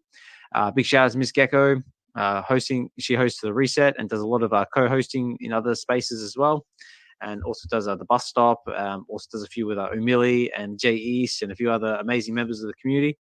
So big shout out to you as well. Who else is on my list? Oh, a big shout out to Casual, who does all the amazing AI work. And does also responsible for my Funko Pop profile picture. So if you're interested in getting Funkoed, send him a DM. I think he's always open to it. And he's also hosts his own spaces as well. So really, really fantastic to see he's been given the confidence to do his own spaces. And get behind him. And of course, last but not least, myself, Mr. Osmond Collect 63, where normally I do Relax and Read every Friday, where I do live comic book readings of the comic books that we have on VeVe. But life has been getting in the way lately, so I haven't done one for a while. But I do have my own YouTube channel as well called Osmond Collect 63, and you can check out some of the ones I've done there. But there won't be any this Friday because I will be helping out the Real Uncommon podcast with their AMA for their Cryptoys. But hopefully next week we start getting back into it. And yeah, that's about all there is for me. So that's gonna have to do it for me, guys. So yeah, this has been VeVe Wednesdays, episode 49. So I've been your host, Osmond Collect 63. Big thank you to all our speakers who spoke with us. Big thank you to all the listeners who stuck with us to the end. Have a good one, guys. Take care, and we'll talk more soon.